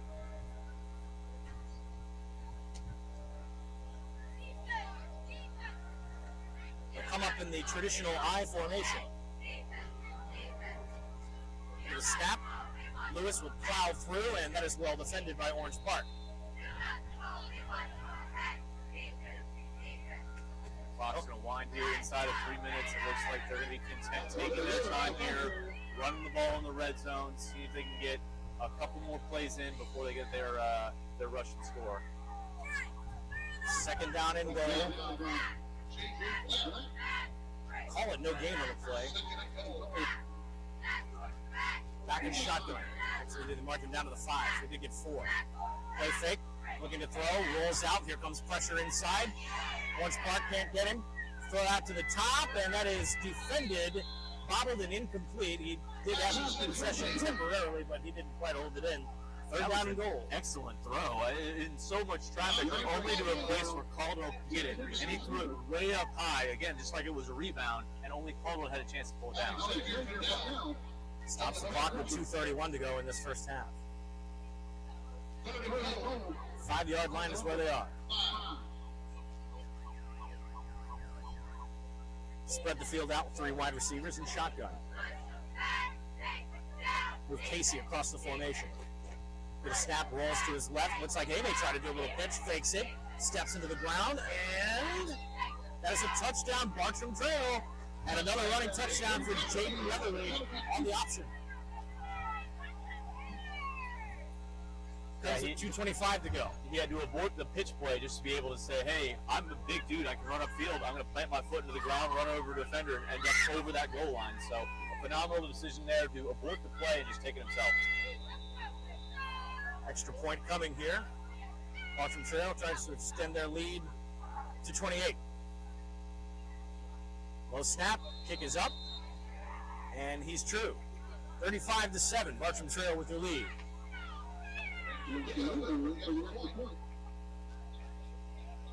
Well, the Orange Park, things started out really well, and I still see the bright spots with them, David. I mean, I really see that they've got things that they've just got to chain together to make sure that they can sustain an offensive drive. You know, early on, it looked like they eliminated a lot of the mistakes, but they've just kind of gone back to form, I guess. Oh, we got a score, we got a 3 and out, and we got the ball back. We thought at that point that Orange Park was really rolling.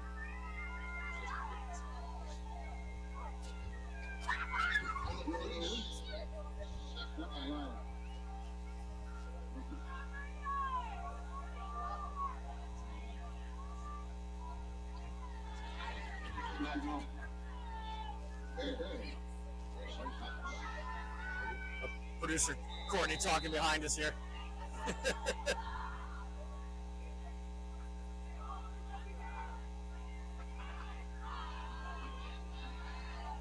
Sends this up, and it will not be returnable.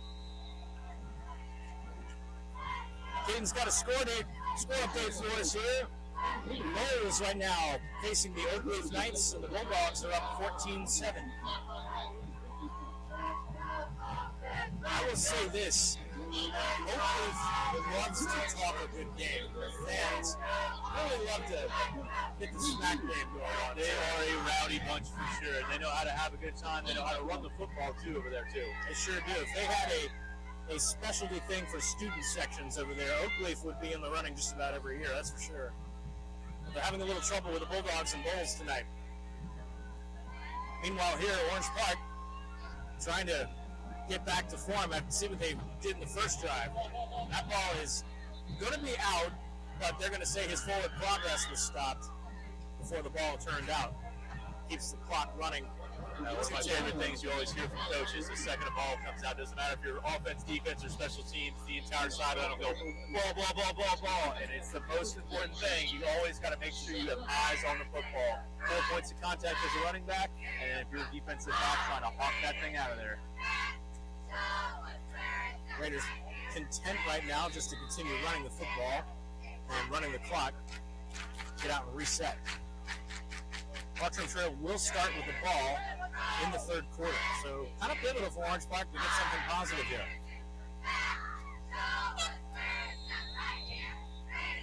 We're going to get a delay of game penalty on Orange Park. It's the official in the defensive backfield emphatically blew the whistle and threw that flag as the clock had expired.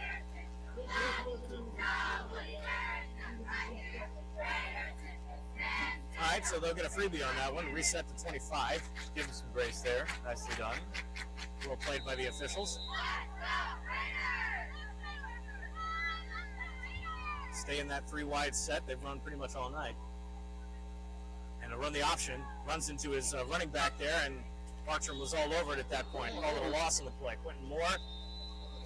I would be surprised here if I didn't get a timeout. They are going to get a timeout from Bartram Trail. Preserve a little bit of clock here and see if they can get that running clock going in the beginning of the third quarter. Comes with 1:29 to go.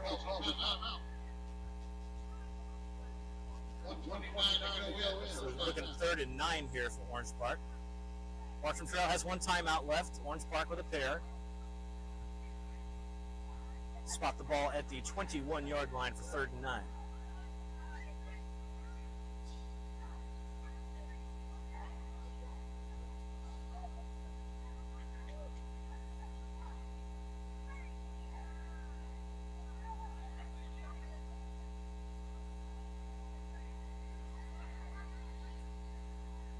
So I have this time to take a break and reflect. see if Caden can find some more scores for us. But we have plenty of action around the area, several pivotal games, if not just for district play, just internal rivalries and bounce-back games. This is a bounce-back game technically for Bartram. They're on 2-2 in the year, coming off a tough loss to Creekside last week. 3 wide. Slide the protection to the right. Moore will give to Ruiz, who gets a yard. And expect another timeout immediately here from Bartram Trail, and you'll get it. What they'll do. So they'll take that final timeout with 1:22 to go. Orange Park will. While we have a second here, VP, you mind shouting out our social media handles again and making sure that we have the people understanding that we have changed our broadcasting company for better here. Yes, so check us out on Facebook now, facebook.com/SSBJax. Also find us on Twitter @SSBJax. Instagram is the only one that's a little different, ssb.jax. And you can also find our YouTube channel on the World Wide Web Direct, youtube.com/Sunshine State Broadcasting. Some scores around the area right now. Keystone Heights with a lead over Dixie County, 7-0. Another Clay County team. Middleburg still leading Ridgeview 14-zip. St. Augustine still up 14-0 over Nice. At a high punt that doesn't go much of anywhere. That one's going to take an Orange Park bounce across 40. They'll roll it to just about the 44. And that was not a Fleegee taking that punt. It was the one that actually downed it. That punt might have gone higher in the air than it did down the field. That kind of gives Bartram what they're looking for here. Again, that score, putting them over the 35-point threshold, will run the clock again. And poor Raiders have dealt with this all season. I'm sure this is important on both sides. One, for the confidence of the Bartram Trail offense to know that we blew them out in the first half and really put them into a running clock. And then the self-respect, the pride you're playing for as Orange Park to make sure that you didn't have this in the first half like you did in other games. 4 wide receivers. And we'll have a penalty on the play. That looks like it's procedure. Well, cheerleaders still having fun, still grooving, still moving. Always do. No matter what's going on here with the game, this is a full experience for everybody involved. So we don't have a score update right now for First Coast and Clay. That's homecoming night for the Blue Devils. As soon as we get a score, we'll share it with you. Back to 4 wide, no penalty on the play. Weatherly steps back, steps up into the pocket, tries to find an open receiver, a fun pump fake there, and he just barrels ahead, and he'll get 10 yards and a first down. All right, they'll stop the clock there at this first down. They have the option here to spike it or try to run a play. 1 minute to go in the half. No timeouts for Bartram, so they've got to move. There's going to be substitutions that were trying to be made by Orange Park as they're going no huddle and 2-minute drill. That's a dicey proposition. At best, you get your subs off. At worst, you give them a free play because you have too many men on the field or not enough men on the field. So trying to sub in the 2-minute drill is a very dicey thing to do defensively. They'll take the timeout to prevent that from being a penalty. Comes at 56 seconds to go in the half. Check this out. This is the other team in the district we're really watching right now, Beachside.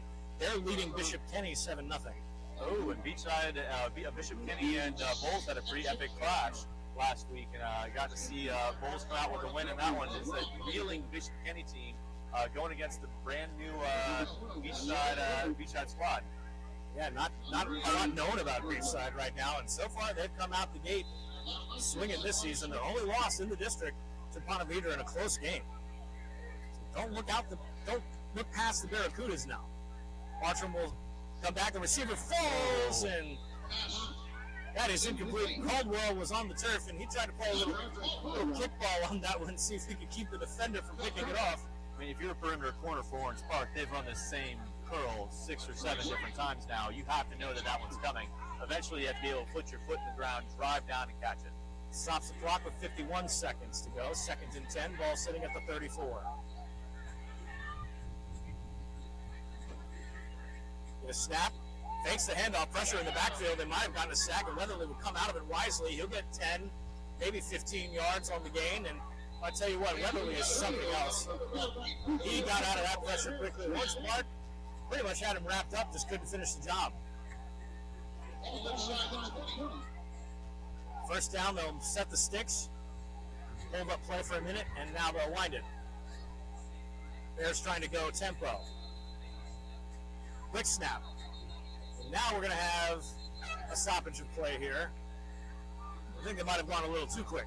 So I don't see a flag on the field. Are they going to call that a false start? Because it clearly looks like it was a false start. Some type of procedural issue. Officials are waving that off altogether. They're just going to set it up right there and run it.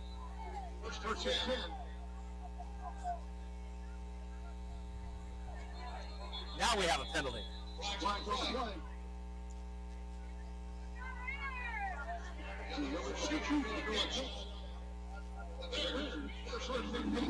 Throw that one in reverse. Back it up courtesy of Worldwide Automotive. Proud sponsor of Sunshine State Broadcasting and Friday Night Lights on SSB. That's them off of County Road 220 in Middleburg for all of your automotive needs. Bartram resumes the drive here, and that'll be a quick flare out. That's caught. Caldwell has pretty much lived on that side of the field. And again, with this same curl route over and over and over again, they got to know that this thing's coming. And eventually it's going to lull you to sleep so much that that hitch and go is coming, and that's going to be the easiest throw in the world down the field. Second down and 8. 20 seconds. They get out of bounds and stop the clock.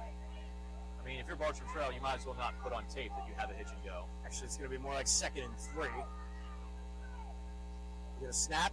Give it to Lewis. He comes around the left side, steps in the ground, runs straight for the end zone. And boy, I tell you what, when he shifts field, it's up and go, and that's a touchdown, and that's what they wanted out of that drive.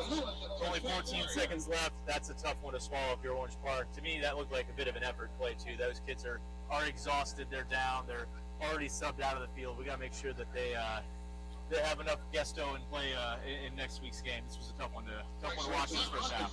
Once again into the end zone for a Worldwide Automotive touchdown. Comes at 14 seconds to go in the half.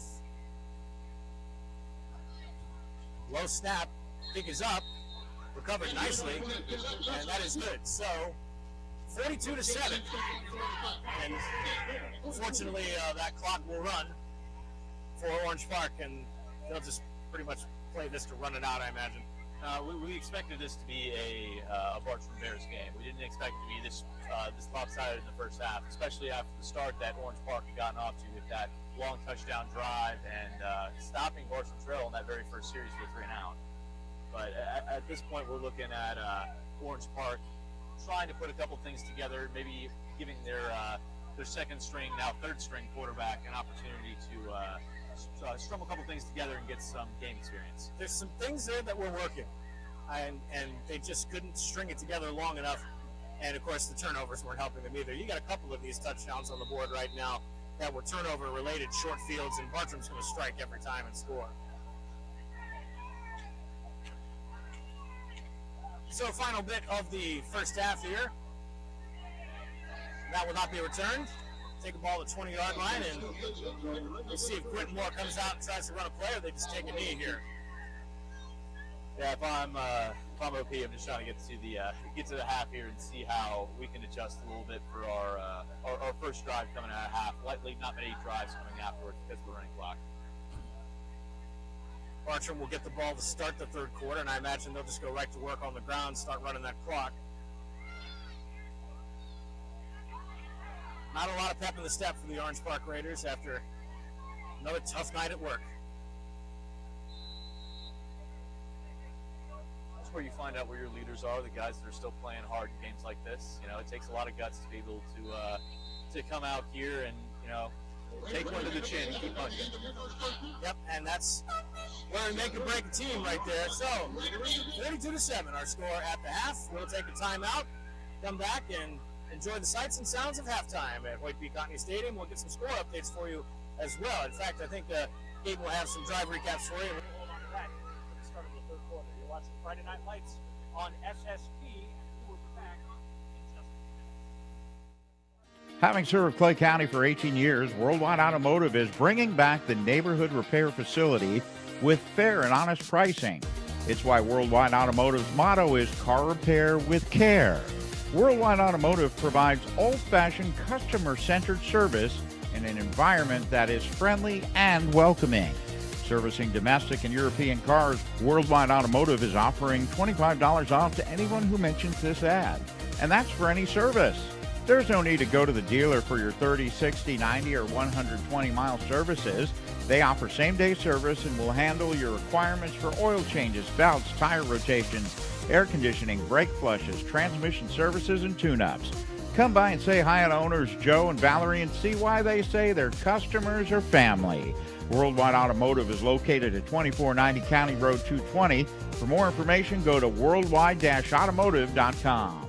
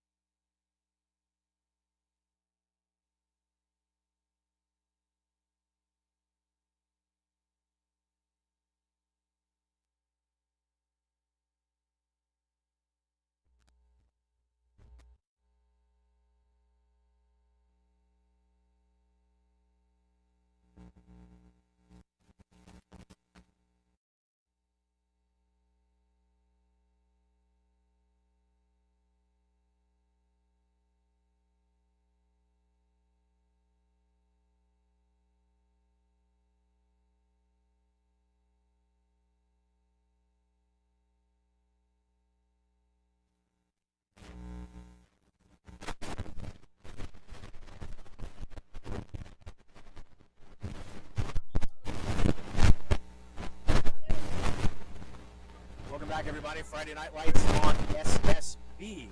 Have enjoyed a quick break as we have as well here at Courtney Courtney Stadium. So taking a look at a couple of drive summaries there for Orange Park. Started out with a turnover on downs, 3 straight punts after that, and then a need to end the half. Not much going on for the Raiders. Meanwhile, the Bears scored every possession, 4 straight touchdowns, which leads us now to the 42-7 margin we have. So according to Florida High School rules there, the Bears have the option to run the clock, and they will. So we will start out with Bartram with the football, and the clock will run continuously until we have a charge timeout, an official's timeout, and of course the mandatory water breaks. We'll kick some scores in from around the high school area, but you know, you can't not have Friday night without football in the NCAA variety, and we got a couple of games right now that are rather interesting on the scoreboard. Stanford, now an ACC team. They're leading Syracuse right now, 10-3. Illinois and Nebraska locked in a good one just towards the end of the first quarter at 7-3. The Illini with the lead over the Cornhuskers. Later on tonight on the CW, 10 o'clock kickoff between a battle of unbeaten teams out west. San Jose State will take on Washington State. The game I'll be watching begrudgingly is Cal and FSU. The 3-0 Bears and the 0-3 Seminoles right now. Ouch. I can't believe I just said that. Caden's over here laughing at me the entire time. Also got Marshall and Ohio State, NC State, Clemson, Florida's at Mississippi State. They're in dire straits right now. Will Billy Napier have a job after all this is over? News at 11. And, of course, we'll be taking a look at the high school scores in the district right now. I understand that St. Augustine has extended their lead over Nice 21-0 right now, and we'll be taking a look at that throughout the rest of the game. So we met with the director of bands here at Orange Park High School. The Raider Band concession stand has yielded yet another bounty. This funnel cake, David, we got to get David plugged back in here, but this funnel cake, David, oh my goodness gracious. Oh, it is legendary. It is a very well-built piece of sweet machinery here. It's warm, it's crispy, it's got powdered sugar on it, it's melting in your mouth. You've got to get this early because after it cools off, it's not as good. Oh, man. Oh, wow. Here goes Aaron again. Take a look at this. It's a phenomenal piece of human ingenuity. That is worth every minute. We got the fried Oreos again, too. Lumpia, they had Chick-fil-A sandwiches. Yeah. I mean, Can't beat it. Come here for everything. This is a fest here. They know how to do it right now. I'll tell you what. 42-7 our score right now. Orange Park will kick away. Oreos going to get by the way. Oh, absolutely. Another end kick there is going to get taken on the bounce. That's a live football, and Orange Park got it back. And they did. There you go. So an extra play by the Raiders. And the Hawks can take the run. I think Orange Park will take it. First and 10. Orange Park. They get the ball down to about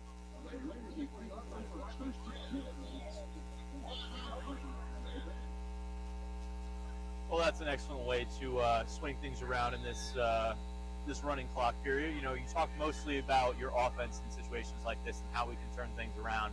Normally, it's the number one concern. So getting the ball back right here and making sure you get a couple nice plays before the week is over is very nice.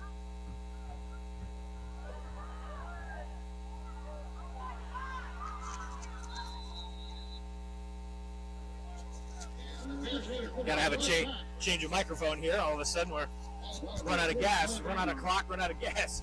But nonetheless, Bartram Trail picks up the ball right back from Orange Park after that tremendous start. And now it looks like after that botch snap that you might be looking to make sure your backup quarterback gets a couple reps in here too. It's going to be important to make sure that all things that could go wrong can be practiced, especially giving it some game experience. First down and 10 for Bartram Trail now. Inside the 45-yard line. Get a snap and dance around a little bit, and I believe that was Lewis. Couldn't get a quite good. Nope, that is actually Nico Dawkins. And Colson Baum at quarterback. I would be surprised if you saw the starting quarterback starting tailback back in this game. I think they're based on looks like on the sideline here they are a lot better than second down. Get another snap there and penetration into the backfield, and good job by Orange Park. And seeing, regardless of the situation, like you said earlier before the half, David, this is where your leaders are going to have to step up. And who wants to keep playing hard? Who wants to finish strong?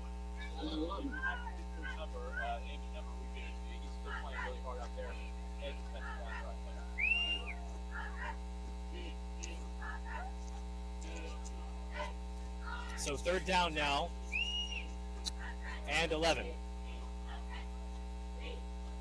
Bomb drops back. He'll throw over the middle, deep, caught. Oh, nice throw. Excellent throw there, middle of the field shot. Looks like Leonardo Marucci, the freshman tight end, with a catch on that play. I don't care if you're playing the first team unit, the JV, the Jacksonville Jaguars. That looked like an excellent throw. A very much so on the money humdinger. So first down and 10 for Bartram Trail.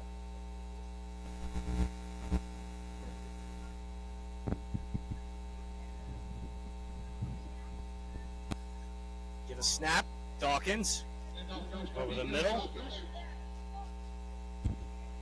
and he'll get a couple of yards on that play, bring up second down. Well, it looks like Orange Park is still going to be subbing off a couple players here, making sure they get enough snaps and time for their starters. Second down and 7 from the 29. The snap bomb, takes a step, fakes the option pitch, gets into a wall of Raiders defenders, and then he'll get knocked down after maybe getting back to the original line of scrimmage.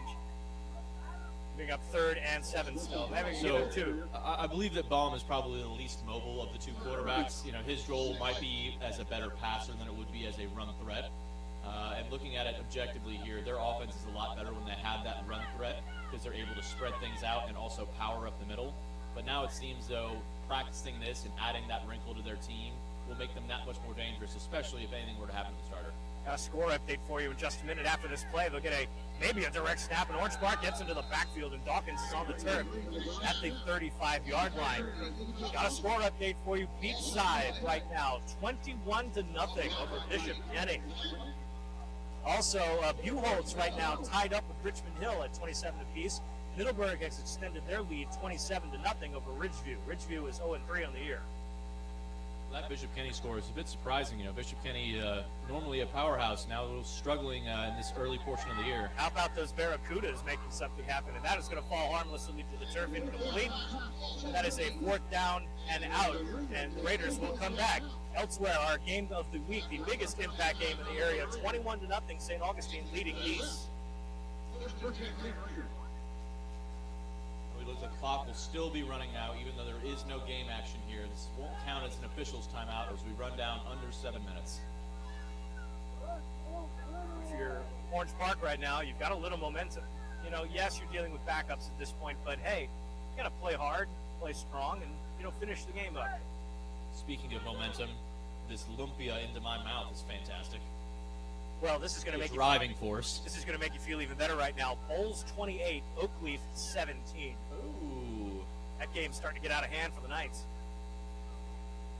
Moore in at quarterback. He'll take a fake, get wrapped up by the hips, maybe get across the line of scrimmage about the 35, maybe the 36, might get a yard and a half. And he has taken plenty of punishment tonight and gotten up and said, hey, can I have another? He's ready for anything that comes towards him, and I did think he took a little step as far as the game manager goes in this game, but he's still got a lot to learn when it comes down to the finite points of playing quarterback. Well, week over week, they've definitely found some sort of wrinkle with him. He's just sticking with it at this point. Coming up on 6 minutes to go in the third quarter in that running clock. So as you got a shortened game here, things will speed up. Orange Park is taking their time running their offense, but you still want to move with some purpose. In 5 minutes of this actual time, it's going to seem like 2 or 3 minutes of game time. Good snap. They'll fake that option. Splits the defenders. Gets dragged by the hips. And that was a good no-pitch scenario. I like how he kept the ball on that one. Runs to about the 40-yard line. Brings up third down. Obviously, the safest option of the triple option is just keep it yourself, especially when in doubt. Normally, the rule is tuck it and run. So they'll bring up about 3rd and 4 right at the 40-yard line, and they'll have the mandatory water break. All right, I got to get in on this Lumpia tonight. How are we looking here? A little bit of that sweet chili sauce. Try very hard not to get that on the nice clean white shirt. And I'm good at that part. Wow, this is really good. Does the lumpia and the fried Oreos not match the attire now? Yeah, well, I don't want to get any of that on this shirt, but, that is definitely, and, the flavor combination is awkward, too. You get the chocolate and the cream of the Oreo and then the lumpia, and you're like, I don't know what I just ate, but it's delightful. Wow, is that lumpia crunchy? Yeah, it is. That is perfectly done. Again, we're loving on the Raider Band concession stand, who we featured at the top of the broadcast. Boy, do they do a great job. And all of that money is going to support the Raider Band and their activities, and we wanted to showcase them tonight because they really do a fantastic job, not just for the band themselves, but, entertaining the fans here tonight. It's always crowded over there. I know they're actually benefiting the band quite a bit. Yeah, despite there being a slightly thinning crowd here in the late stages of this one, we look at the line that goes around that fried Oreo and funnel cake stand, and it is still packed to the gills. Quentin Moore finding his way to get some yardage, crosses, and he's got a first down.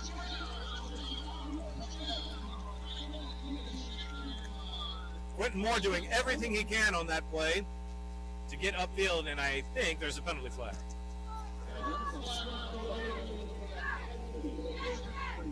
And just when you think they get something going here in the second half, they shoot themselves in the foot again here with these holding calls. The old dreaded holding penalty. Not quite as bad as it was 2 weeks ago with the, I believe we had a 3rd and 40 at one point. But Yes. Now these first down taking away plays really stop the momentum of what a drive that looked like it had some promise to it. 4.5 minutes to go in this third quarter. Really good run by Quentin Moore fighting for yardage. And he really does a good job of fighting very hard for every inch that he gets. And again, playing relief right now for Gabe Taylor with a broken collarbone.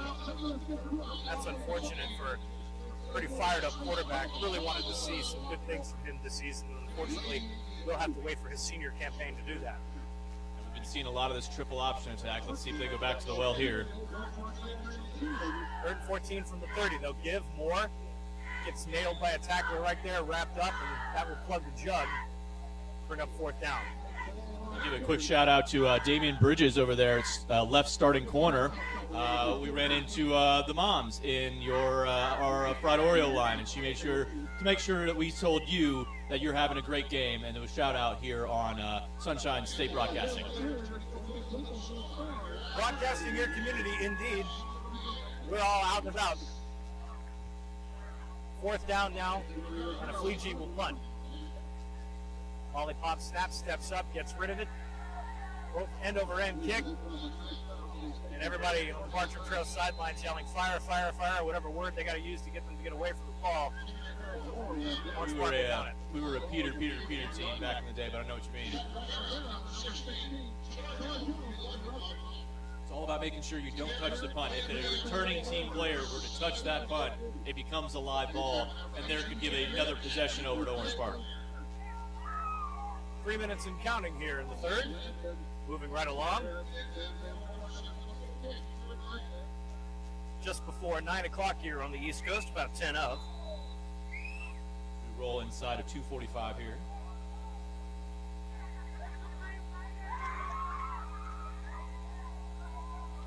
Raider cheerleaders are an absolute trip.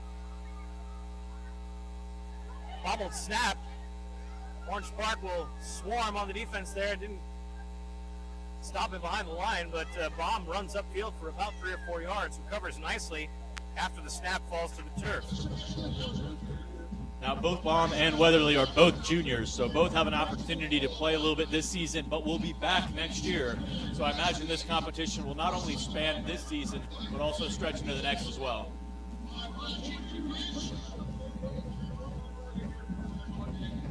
3 wide receivers, 1st and 10. Second down and about 7. Baum will give up. And he'll maybe get a yard on that play. Brings up 3rd down. All right, this definitely appears to be the last drive of the game here. All it's going to really take is a first down here, and it should be able to make this work. Oh, the third quarter, actually.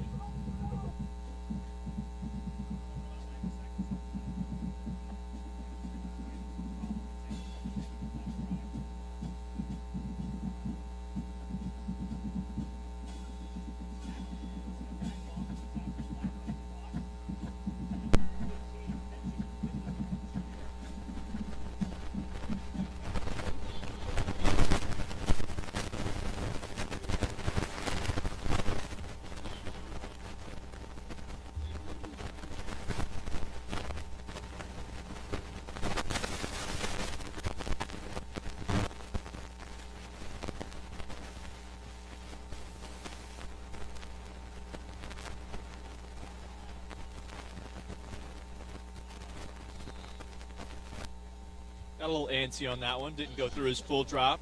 Threw it about a half a count early there. You want to make sure you're on the same page as far as your footwork and the receiver's footwork. Sometimes it matters even what foot the receiver lines up with when he lines up at the line of scrimmage, because when you take 5 steps, that means we plant to the outside. When you take 4 steps, that means you plant to the inside.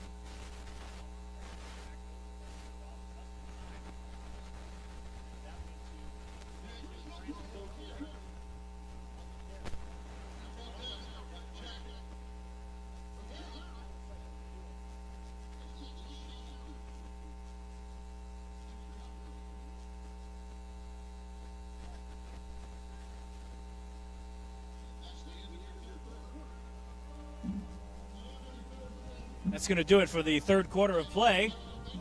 12 minutes on the clock. That'll run after we start the quarter. It's 42-7. So, David, home stretch tonight. Well, we're going to come down here and see that Orange Park is going to make sure that they fight nice and hard through the end of this whistle. And what's going to be important is to see what it's going to be like going into next week and making sure that these losing continuous run clock games can end and end somehow dramatically. And then we'll win next week and they pull things together, become a more functional unit, and a more functional team together. So, again, we want to thank our friends at Orange Park High School, Athletic Director Destiny Brightman, for having us come out again tonight, and thank the Raider Band Concessions, and our wonderful hosts here at Lloyd B. Courtney Stadium for yet another game. We've got at least one more trip out here to Orange Park on the schedule, and then we'll spend the bulk of our time at Fleming Island over a 3-game stretch with some more surprises on the horizon. We haven't quite published our October schedule yet, but we will eventually have some possible schools we haven't been to yet over at Sunshine State Broadcasting. We're looking forward to that as well.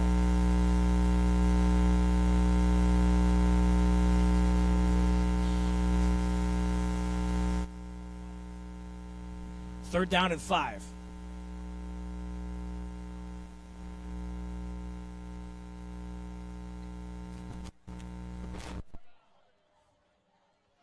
Get a snap, bomb, drops, throws. That is caught, and that's going to be enough for a 1st and goal for Bartram Trail. Down inside about the 5-yard line he'll go.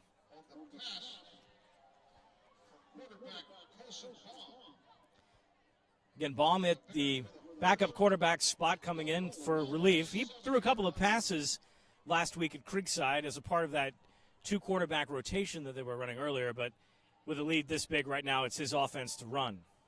And, of course, if you're Bartram Trail at this point, you're probably breathing a huge sigh of relief, knowing that you put 42 points on an opponent and they're not chasing you down for 49. And the bomb will get inside to about the 2-yard line. Not quite a touchdown yet. And we appreciate everybody's patience as we funnel through some technical difficulties with the audio here. But that's going to give David a break to get some of that funnel cake. This was an awesome trade. I lost my microphone, and I get this funnel cake. This is a win. I can't argue with that at all.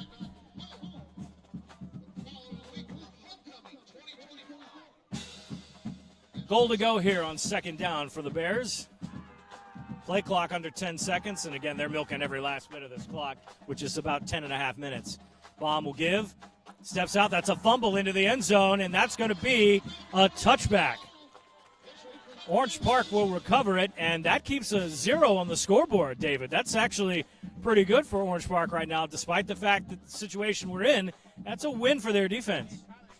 Absolutely. It looks like they can actually hold their heads high. Higher than I can right now with that funnel cake. But I was buried in that thing so good in that last touchdown drive. But taking advantage of fumble like that, making sure that you have a nice drive that comes here afterwards would be nice. You know, they're putting their backups in for Bartram Trail. You want to make sure that you're not going to show any embarrassment to your team. You can handle some of their squad's backups. You can handle somebody's 11th graders, sophomores, freshmen. As long as it's not their A team, you should be able to run through them easily. So 1st and 10 for Orange Park at the 20. Quentin Moore goes back to work, try to get something going here. And he bounces off, ends up getting beat out. The ball came out, but he was marked down after about a 2-yard gain, make it 2nd and 8. I want to make clear that most of the seniors or most of the starters right now for Bartram Trail are still in the game. There's only 2 or 3 exceptions of them subbing out players to make sure that they're ready for next week.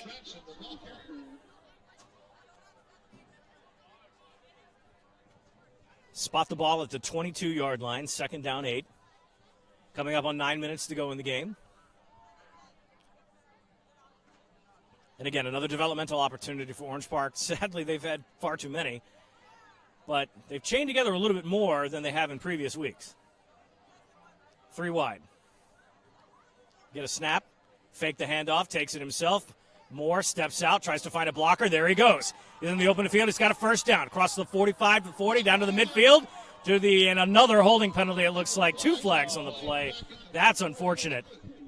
So on that play, it looked like Moore had actually been the one that might have had a missed assignment there, and he stuck the ball out for a running back that was not there, and the pitch man that was looking for the ball was in the opposite direction. So he decides to tuck it and run, and what could have been a good disaster play ends up being a penalty and called back for a hold, one of many holds that we've seen tonight from the Orange Park offensive unit. And even worse, blocking the back, so that's 10 yards from the spot of the foul. But they do give him the 1st down yardage, so not a complete loss on that one, but another really good play, largely wiped out. But let me tell you, Quentin Moore has really showed some stuff tonight that we didn't get to see last week, as Fleming Island was pretty much tearing him up in the backfield and didn't really give him a lot of room to run. But when he's in space, look out. There's definitely a lot of speed there. The ability to break that first tackle and then turn it into second gear, that's something you're going to need, especially in these tight games you're going to face late down the stretch. So it's still 1st down. Spot the ball at the 32-yard line. Moore will get a snap. He's going to step. The quarterback draw all the way, and Bartram read that one like a book. So they sniffed that one out and straight man-to-man coverage across the board. They brought a safety late on a delayed blitz, but that delayed blitz ended up right in the middle of that quarterback draw. They meet at the line of scrimmage, and there's a thud and collision in the middle. So to bring up 2nd down and long. Approaching the 7-minute mark here.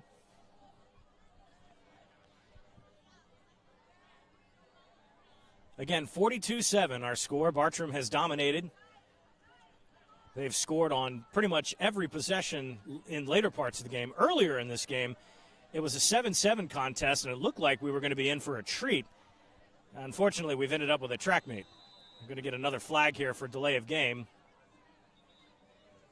Play clock runs down to 0. And this time they're not going to be so generous on resetting the play clock. They're definitely going to call that penalty. Delay of game on a running clock, that's a tough look. Play clock already down to 10 seconds again here, and I don't see the official winding it one more time to reset it. But they're going to play on. Moore will fake a snap, run that speed option, and get out of the way, and runs him. Ooh, pretty vicious, unintentional hit, though. Just the momentum swinging him towards the other defender where he clonks into him. Brings up 3rd down. Israel Gongatora. So we're going to take the 4th quarter water break. And we will keep it right here for the duration. So we're at 5 minutes and 53 seconds. So next week on Friday Night Lights on SSB, we go back to district play in Class 5A District 3, where Ponte Vedra comes to Fleming Island for a matchup at the Rock. That game should be very interesting. Fleming Island coming off a bye week and off a big win here at Orange Park, where their offense was zinging right now. Ponte Vedra has also had a pretty good season so far. The only loss coming earlier, but they played Beachside very close in district play, and now it's going to be a battle of 1-0 teams in a district that looks a little bit tighter than we thought it would be. And plus, these teams are going to be coming off either big wins in the case of Ponte Vedra or bye week in the case of Fleming Island. So they're going to be fresh. They're going to be ready to rock and roll. It's going to be the best players they have available playing the best brand of football that they've seen all year, and a clash of two great teams here on Sunshine State Broadcasting. Absolutely. So we're happy to bring that back to you. And, of course, if you're a first-time viewer at SSB, we are the continuation of some of the great work that was done with Florida Sports Broadcasting. It's the same team back together with a new name, a new purpose, and a new vision to be your community broadcaster. Find us on the web at ssbjacks.com and on social media, Facebook, Instagram, and X. Just search SSB Jacks, and on Instagram, ssb.jacks. Throws out into the flat. That's just a little too wide. And there was a heck of a collision out in the open field there. Number 43, looks like it was Griffin Siscares, who was locked in horns with Orange Park offensive player. Right now, BP is trying to get to all of his rosters in the way of these delicious funnel cakes and fried Oreos that might be sitting on top. Going to have to rearrange the buffet here after a while, or get a bigger table. We also want to thank Worldwide Automotive for being our official touchdown sponsor this year. Worldwide Motive over off of County Road 220 in Middleburg. A proud supporter of Friday Night Lights on SSB. We'll get a Brock Afligi punt here. He's had a couple of really good ones tonight, and that'll get fielded. And DeAndre Caldwell on special teams gets a solid return. And now we have some extracurriculars, and a fight has broken out. And this is not what you want to have happen. Flags will fly. Coaches are on the field. Unfortunately, there's going to be some late-game ejections. But the Bartram coaches are coming out now and trying to get this settled down. Some words will be had towards the middle of the field. I think Coach Chad Parker almost put the pads on and ran out there for a second. Orange Park fans not exactly thrilled with that, and now we're going to have a conversation, and I see Athletic Director Destiny Brightman coming out there to let cooler heads prevail. In a wide-open contest like this, you really don't want to have tempers flare quite like that, and that's unfortunate for these student-athletes. I love how she walked on the field and everybody immediately stopped fighting. It was over. That was over in that second. You don't mess with Coach Brightman. No. When Coach Brightman walks into the room, everybody listens. That's why we appreciate her so much. And now the Orange Park coaching staff laying into their players right now for that lapse in discipline. And a little bit over there on Bartram Trail's side, too. Doesn't matter who started it. Just not what you want to see.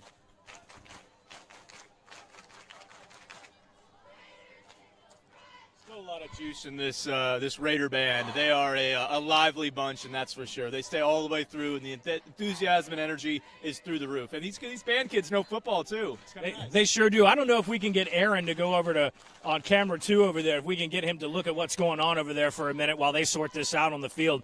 But listen to that sound over there just going. I mean, this is a blowout. Let's just call it for what it is. These guys are acting like this is, fourth quarter and they're up by 7. They have their own routines. They have their jazz. They have their certain combinations that they bring out in times like this. It keeps the crowd involved. It keeps the cheerleaders engaged as well. And, a lot of these parents that are here to cheer on them as well. Yep.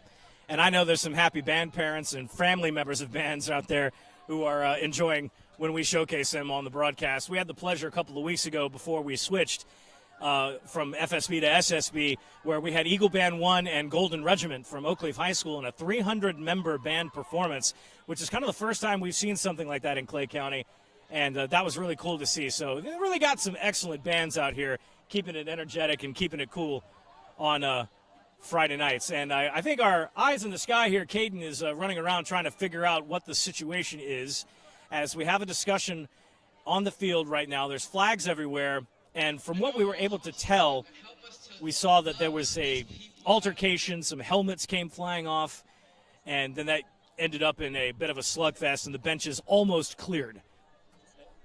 It is usually concerning when you see the athletic director out there talking to officials in a game like this. So let's see if there's any news coming into the broadcasting booth. So from what Caden is telling us right now, it appears that they may have ended this contest.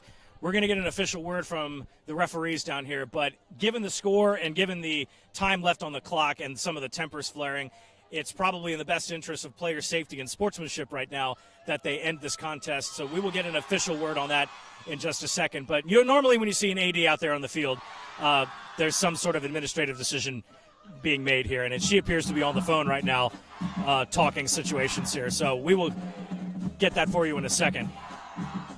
But in the meantime, listen to that band over there.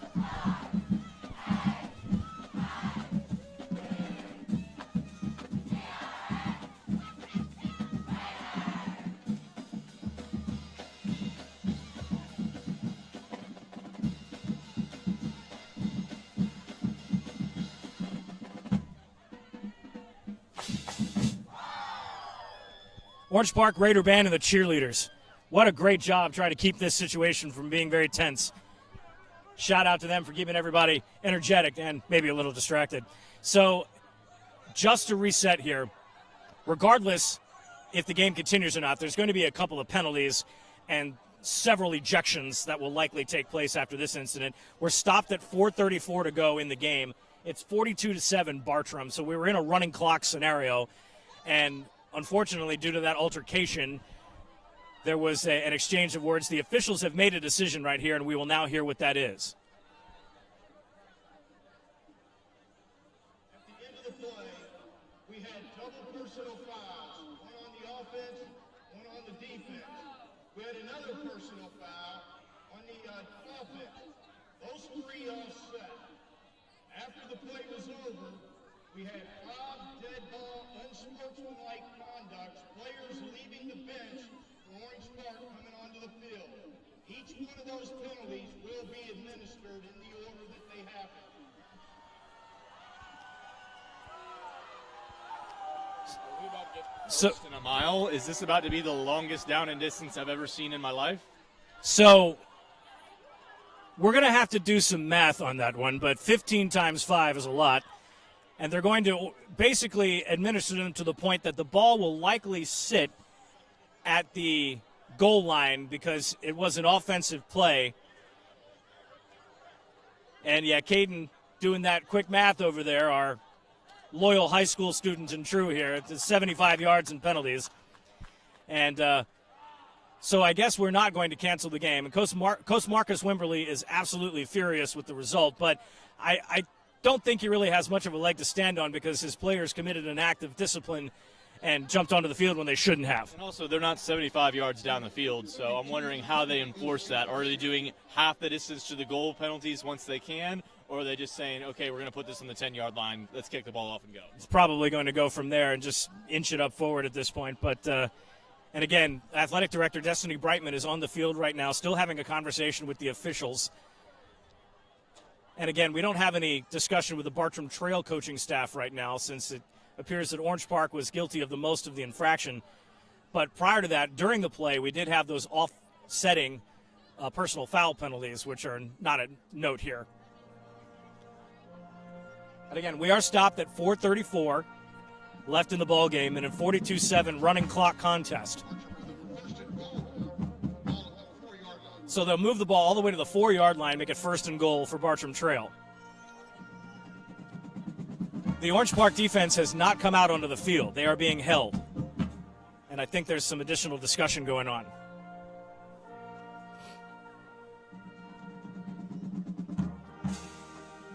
And I think Coach Brightman may be lobbying just to end the game.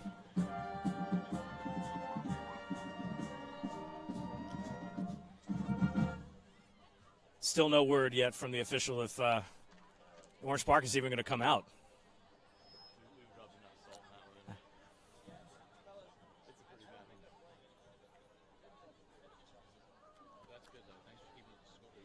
So the officials now are going to have yet another conflab, and Coach Brightman is basically held her team up. She has taken command of the situation and told Coach Wimberly what's going on, and I think, yeah, they're going to call this game. Orange Park looks like they're lining up to have a a conversation and an attempt to have a handshake. Meanwhile, the Bartram Trail fans are just going to celebrate the victory. Regardless, we're going to have a huddle here and have a discussion. This may be a meeting of, if this happens again, you're going to be kicked off the team. Yeah, because that was 5 penalties from the sideline. So there were players not involved in the play that jumped out. And you can understand why, because there was an act of aggression, and it's much like a baseball team. You know, they get out in there and they protect their guys. You know, so in that effort, in terms of the get with my team, get behind my brothers on that one, I can't fault them for it, but at the same time, you know, that was uncharacteristic and probably is being discussed right now as to what the consequences of further actions would be. So they've disbanded their huddle here. They don't look like they're going to come for this handshake, although the athletic director is still loud and proud in front of these boys, and it is known that they have gotten the attention of Boss Lady, and she is not happy with what she saw. The officials have gone over to the Bartram sidelines right now, and it appears we're going to have a meeting of the minds.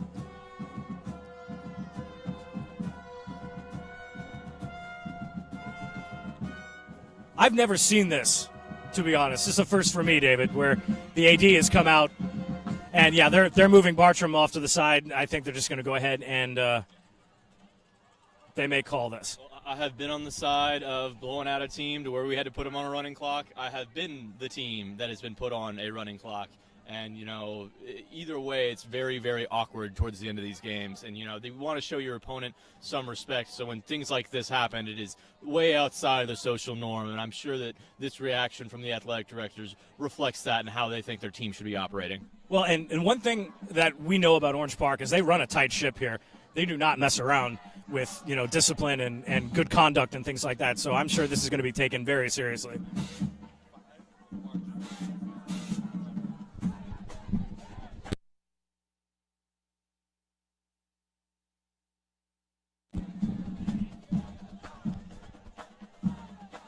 Trying to get some information here as to what's been going on. We may have to find some post-game information on this one to sort it out, but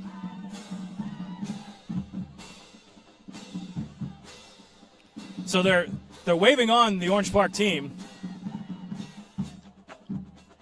and there's some possibility of a did not finish at this point in the game. You know, this is outside of 2 minutes left in the fourth quarter.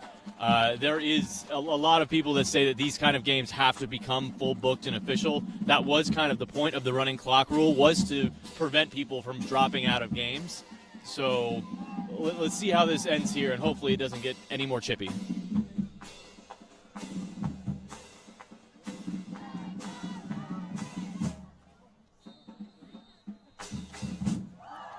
so we're back to first and goal. They'll give, try to tackle in the backfield, a swarming Raider defense, and they come out of that with some gusto and make a good football play. And that is exactly what we expected to see out of that extended break and discussion.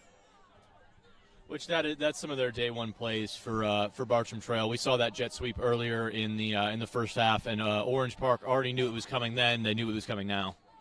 Going to run it again off to the outside. Get a flag on the play. So it's initially scored as a touchdown, but we may have a holding call here. We'll get the penalty. And the clock has now resumed running under 4 minutes.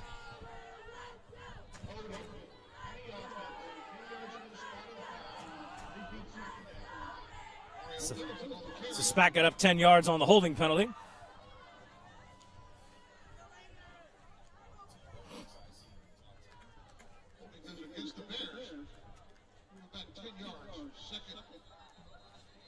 And we have a stoppage play here. And Bartram Trail is going to take a timeout here, and they'll gather their troops. Oh, VP, I got you a sandwich from Chick-fil-A. They got Chick-fil-A sandwiches, too, over there at the Raider Band concession stand. Yeah, they do have a little of everything here. You know, and The next time we're at Orange Park, we're probably going to have to make a trip to the other concession stand because What? The whole entire other concession stand, not just the one I've fallen in love with? Wow. I know we're going to have to make our way to the second one because, the band concession stand has been awesome. But, yeah, there's a whole other one on the newer side of the field here. And, of course, a couple of years ago, the stadium here had this brick tower almost of a press box, a multi-tiered tower, cinder blocks and whatnot, and they've completed the renovations here. The facility looks great. And one of the things they did was brand new bathrooms and the concession stand off on the home side of the field. So Baum will get a pass. That's going to be a pass interference call. He got tangled up there and will likely end up getting a half the distance to the goal call here. Clock still runs. Coming up on 3 minutes to go.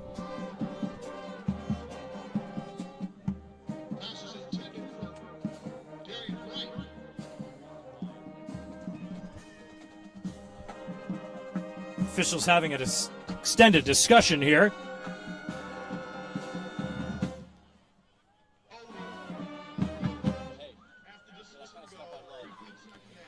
So they call it holding. We got to give Caden a shout out over here. He's been all over this, trying to get as much information as he possibly can to us. So it makes it first down now for the Bears after the holding call. I'm sorry, 3rd and goal. There's no first down there. Baum will give it on the jet. Defense stops him right there. Great swarming approach by the Raiders. That'll bring up 4th down.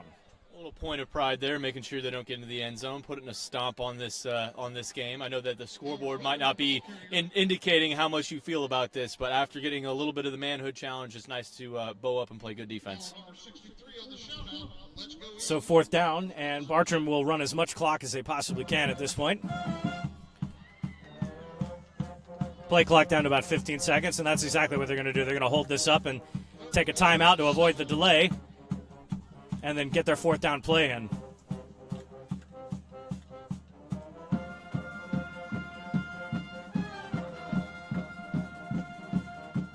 And they'll take that timeout. Comes at $1:30 to go in the game. Let's listen in on the action here. Get back into the atmosphere of Friday Night Lights.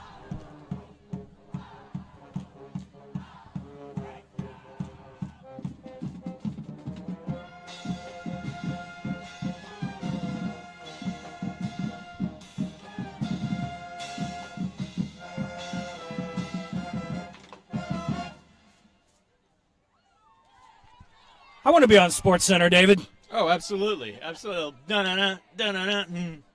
That's a classic. You hear that just about everywhere, anytime. At college, high school bands, they all play it. It's just that fun, familiar tune.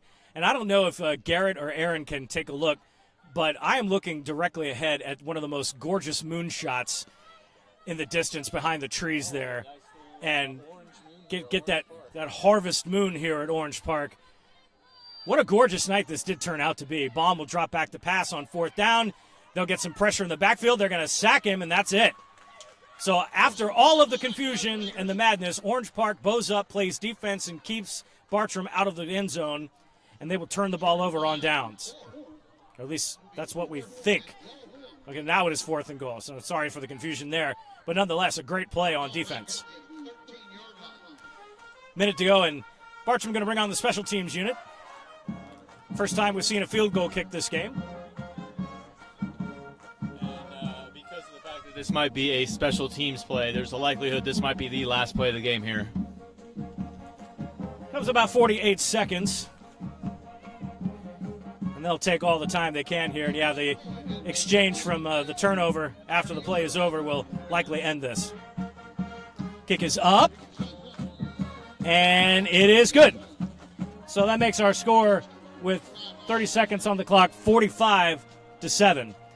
And absolutely stunning. Just a good way to say welcome into the fall. The summer's over. Now we're into a beautiful season here, and expect Friday nights that are just as good as this every single night coming from Sunshine State Broadcasting Company. Try to find a way to end on a positive note tonight. as we get to the end of September and what many people also refer to as spooky season. Yep, and that's going to do it for this game. Clock's going to run out, and Orange Park is not going to go to the customary handshake at the end of the game.